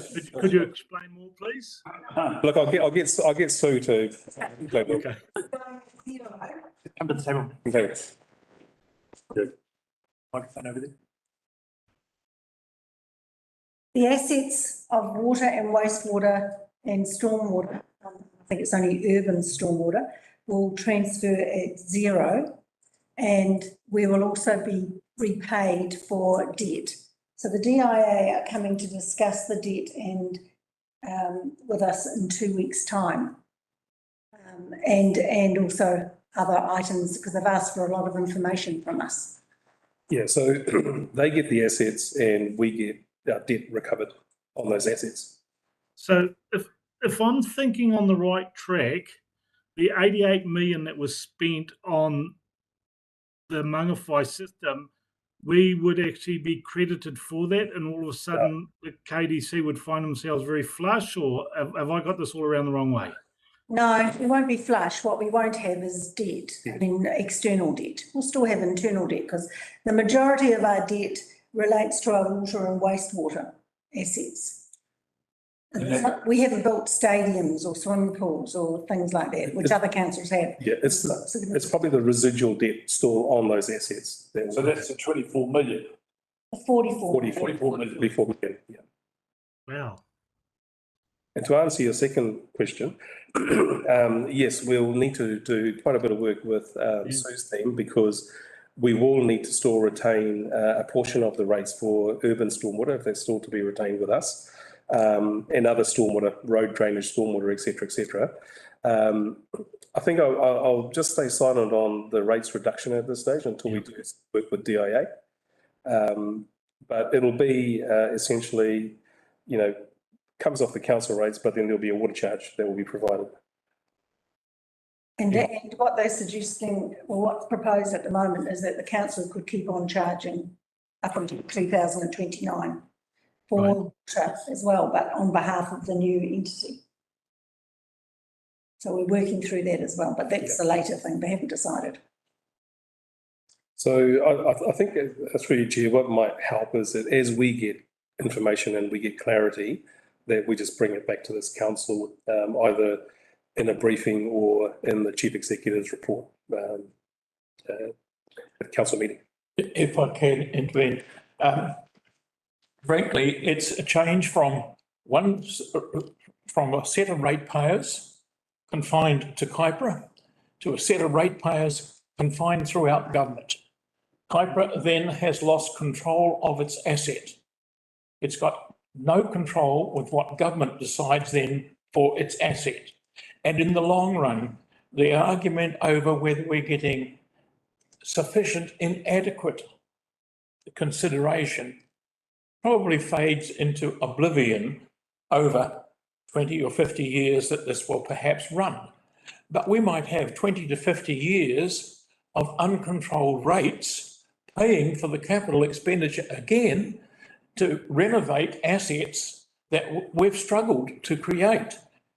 And for all this, giving away this measure of control, etc., I see that they have craftily got in here minority government in control.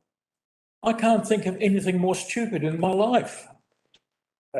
So I think there's a couple of things I just need to clarify, if that's okay, Chair. So Kaipara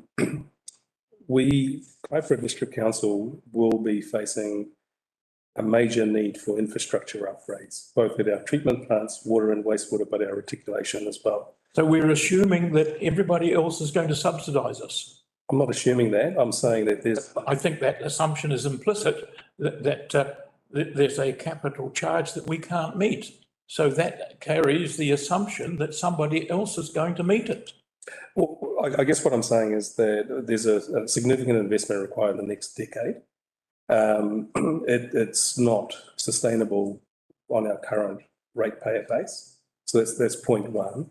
I think in terms of the charges, it will be regulated by the third bill, which is the Consumer Protection Bill, which will be overseen by a commissioner and making sure that the charges are fair and reasonable and equitable.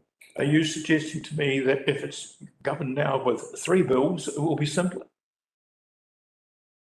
The answer to that is probably yes and no, to be honest. There are benefits, certainly that I see. And then, we've got a new organisation that is standing up. It may take time. I think the benefit we have here is that, Auckland is already up and running and established. The appointment of the chief executive is welcomed, an experience. Auckland's just running into its own problems right now. We've got a new chief executive that, is well established. Are we being called on to subsidise Auckland if somebody else decides that we need to, because they can't? Look, I can't get into the subsidy conversation because I'm not, privy to the work that DIA are doing.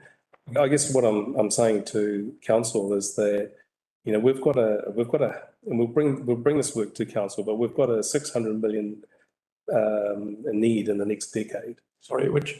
We've from a first impressions of what we need in the next decade. Some early work is indicating it's in the order of about 600 million, right? So that's an upgrade of all the treatment plants. I mean, if you go to some of our treatment plants, they're just ponds. And from an environmental perspective and compliance, which we will have to, they will fall short. And I can't see why a majority government wouldn't still assist us if it's a load that's perhaps a bit beyond us. I can't see that we can't feather it out. And look, your views are probably valid, but what I'm going to say is that the bill is now an act, and therefore it's up and running, whether we like it or not. Our best position is to make sure that Kaipara is front foot and we're not left behind. Can I come in here too? I think that this is the ongoing issue we've got as a council. Is will we get a change of government? Will we get a change of approach? There's no doubt about it that councils definitely need assistance with infrastructure funding because it's particularly this council. It's just having the right format to do that. I've just asked Jason to actually email you something. I'm remiss and I haven't done it earlier, and that was the Councils for Local Democracy's position on it, which I think we should all read before we give feedback. I think we should do that by email, have a good read of it and absorb it, because I think essentially what Local Government for New Zealand,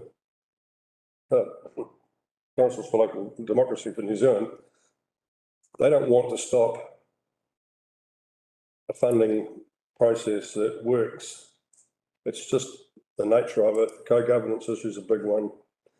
And we're in the lap of the gods in terms of the election coming up. So I think, feedback is something that is required, but even when we get feedback, we still haven't got an answer here. We know what's going to be happening in the future. Correct. I think what you're saying is we still have to meet our legislative requirements at this point and stay front-footed in that process, and then we're going to have to see how the supposed democratic national process works. Councillor Naya, you wanted to say something? You're on mute, Councillor. I'm unmuted now. Thank you, Mr. Mayor, and thank you for giving me the opportunity. I just have always simple questions and not long worded. So Anine can probably answer it.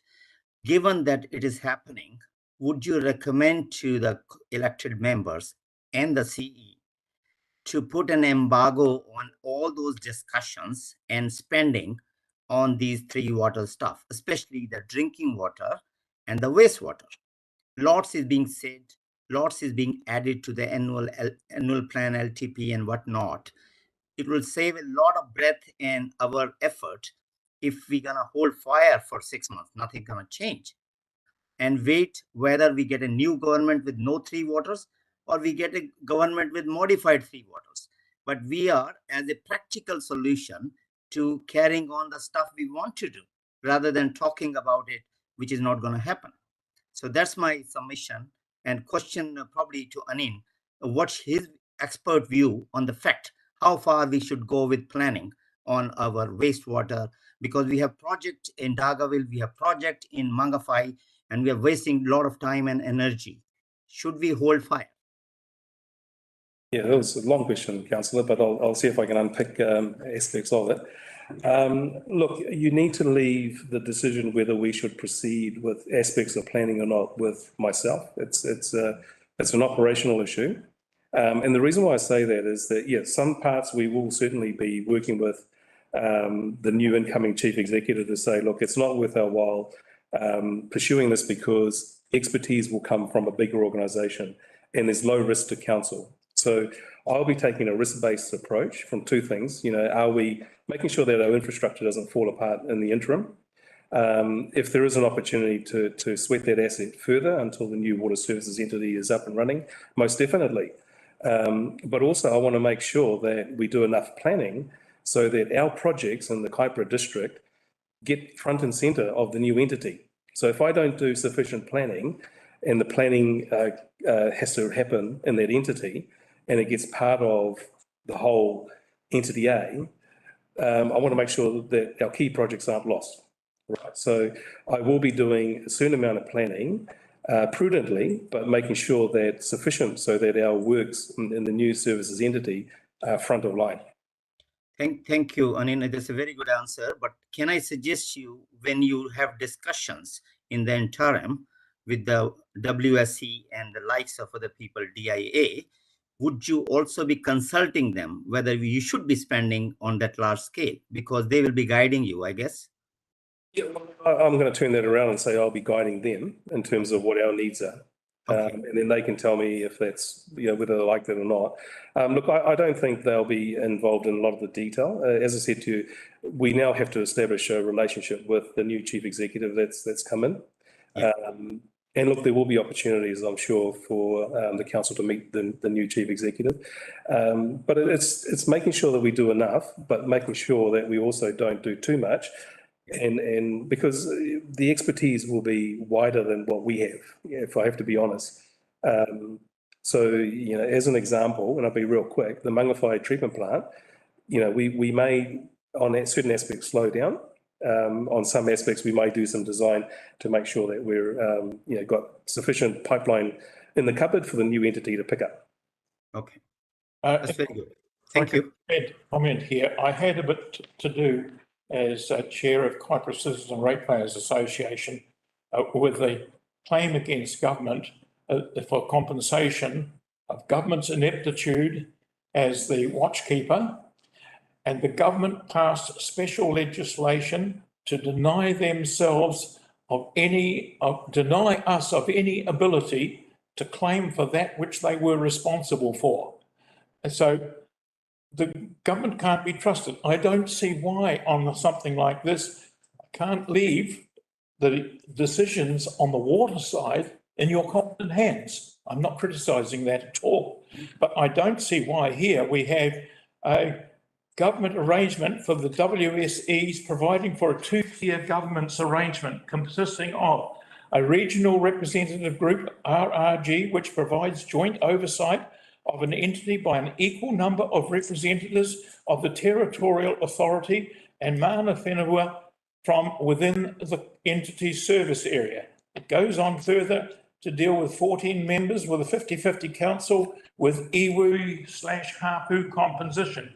And then it goes on, the 14 members comprised of 4 Auckland Council representatives, 4 Tamaki Makarau, iwi, hapu, 3 iwi hapu from Taitokerau, and 1 representative from each of the northern councils. I cannot for the life of me see why we should be confusing water with politics, which I think we deal with quite separately. Yeah, well, if I just quick respond, thank you for your confidence in me, by the way, I appreciate it. In terms of, just read out, it's an act now. So the purpose of putting that in the paper was just to inform the council, but it is an act. We've got to see where it falls because we're outside of our control to a degree. Councillor Lambeth. Right. 2 more quick questions, and then we have to keep moving. Councillor Lambeth. Mine's a quick supplementary question, what I asked before. We're now seeking development contributions to help with the funding for development, so to speak, residential developments. Would this continue, and do you think the new identity would continue down that path, or is it the end of development contributions? No, the bill clearly says that the entity will be undertaking its own development contributions, and we've got to remove all reference. The council can't charge for water, wastewater, stormwater contributions. So the bill's very clear. Councillor Vincent. Thank you, Mr. Mayor. But just to add to Annan's last comment too, but could still be charging development contributions for roading. Yeah, absolutely, yeah. Non-Three Waters related assets will be development contributions. And the difficult, so I just have to clarify, the stormwater rural component is still undecided, so that could be part of the development contribution if it stays with council. Okay. Now, Mr. Mayor, Annan asked for some indication of the suitability of making a submission or not making a submission to these bills. I'd just like to say I trust his judgment in this and will go along with his recommendation that we don't. Thank you. Right. Councillor Williams, you had something to say? I was just going to ask if, is there a time frame or a date that we have to do the work on that development contributions policy? It's now. Now. It's now, yeah, but it comes into effect 1 July 24. So, we'll still be collecting development contributions up until that time. This is another situation where, we've got other information out there trying to advise this government and the next government, whoever the government's going to be, via councils for local democracy. But what Annan's talking about here is something that we have to meet as an obligatory requirement, and whether we like it or not. So I certainly endorse the fact that he should be able to get on with that. But we'd like to see what it is before you submit it. Yeah. Councillor Larson? I realise that we're over half an hour over our schedule now. I don't know whether you want to move on or do we need to spend more time on this now? I'd like to move on. I just asked for 2 more questions and then I slipped in. Rachel, so yeah, thank you very much. Yes, so very good. Thank you. So our recommendation, sir, at the moment is not to submit. Yeah. But we will review the 4CL's submission and see if there's any points that we can pull out that are relevant.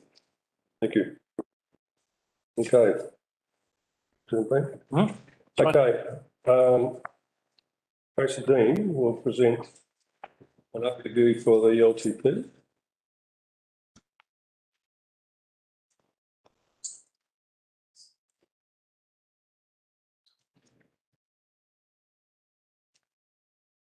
Start talking with slides come up just because you've had such a long day and it's been intense, and we did do a little bit of this in the annual plan. I showed you the drawings of what a long-term plan was and the importance of it as a key strategic planning tool for councils. It describes the council's activities, the community outcomes it aims to achieve. It provides integrated decision-making and coordination of the resources as set out in the sections of the Act. It provides a long-term focus. It shows accountability to the community, and it provides an opportunity for participation by the public in the council decision-making process of creating the plan. So it's their plan facilitated by you who adopt it. So that knocks off 3 slides, so it's just. It is legislative, we have to produce it, so today is the day we start this 1.5-year process. Welcome aboard. Okay, so the key for us is, the way to think while you're doing this is, what are the challenges and opportunities for the district and how can council address them? And consider this within the activities council does and the context of the 4 well-beings: social, economic, cultural and the environment, but also inside of international, regional and national contexts as well. We have to get all the diverse, somehow we have to capture all the diverse community needs. We've got a very interesting expanse across our district, and somehow you and we have to capture all of their thoughts, try and prioritise those and put them into this plan. That's your project. You'll remember this slide from last time when we were talking about the annual plan. This is the planning cycle. The long-term plan is the main document and it's sliced into slices of bread. You're about to write your next long-term plan. On the right of this slide, you'll see a list of what we will deliver. That's the context of what activity managers are going to start bringing you in the next while. So you saw Transport giving you a nice overview this morning. They'll start bringing you more detail and help you to prioritise what goes into what year and putting budgets to that. So this is what you're heading into. You'll recall that the LTP is the big version, and then it slices into an annual plan, which you're just amending at the moment and just tweaking for yours, and then it gets an annual report. That's the full process. Now,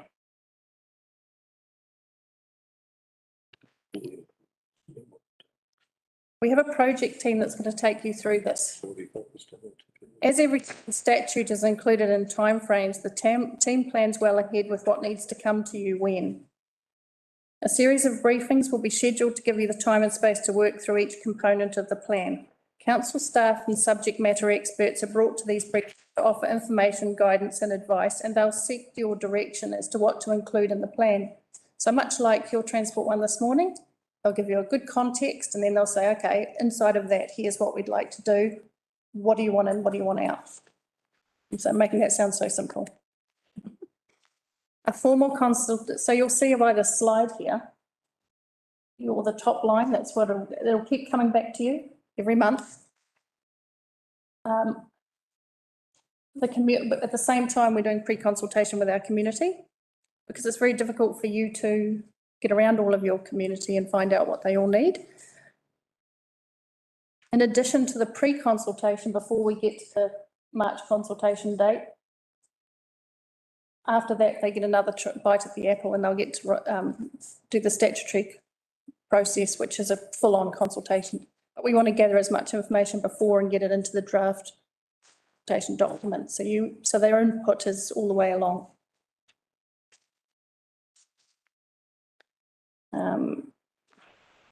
I'm really just trying to skim for you. You'll notice in your diaries, the communications and engagement team are creating early opportunities for you to meet with the community and have discussions about what council does and learn more about aspirations, ideas and feedback they might have for you as a new council. But that information is also quite useful for you to keep in mind when you're doing this long-term plan process. You'll see that the events coming up for you at the moment are the Paparoa AMP show, Northland Field Days and the Mangawhai Market. Those are good things to attend and just to be listening and hearing from different people in your community that you may not normally mix with or meet. There'll be further targeted engagement throughout the year, and an outline of this will be coming to your April briefing. Listen for what's important to them and what the problems are that they're having. You're getting used to that. You've had that all the way through your election process.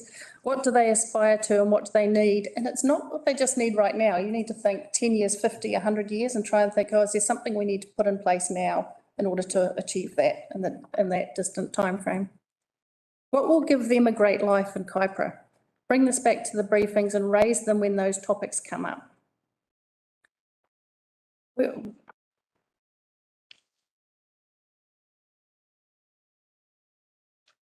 Right, this is just so I can make this quicker for you.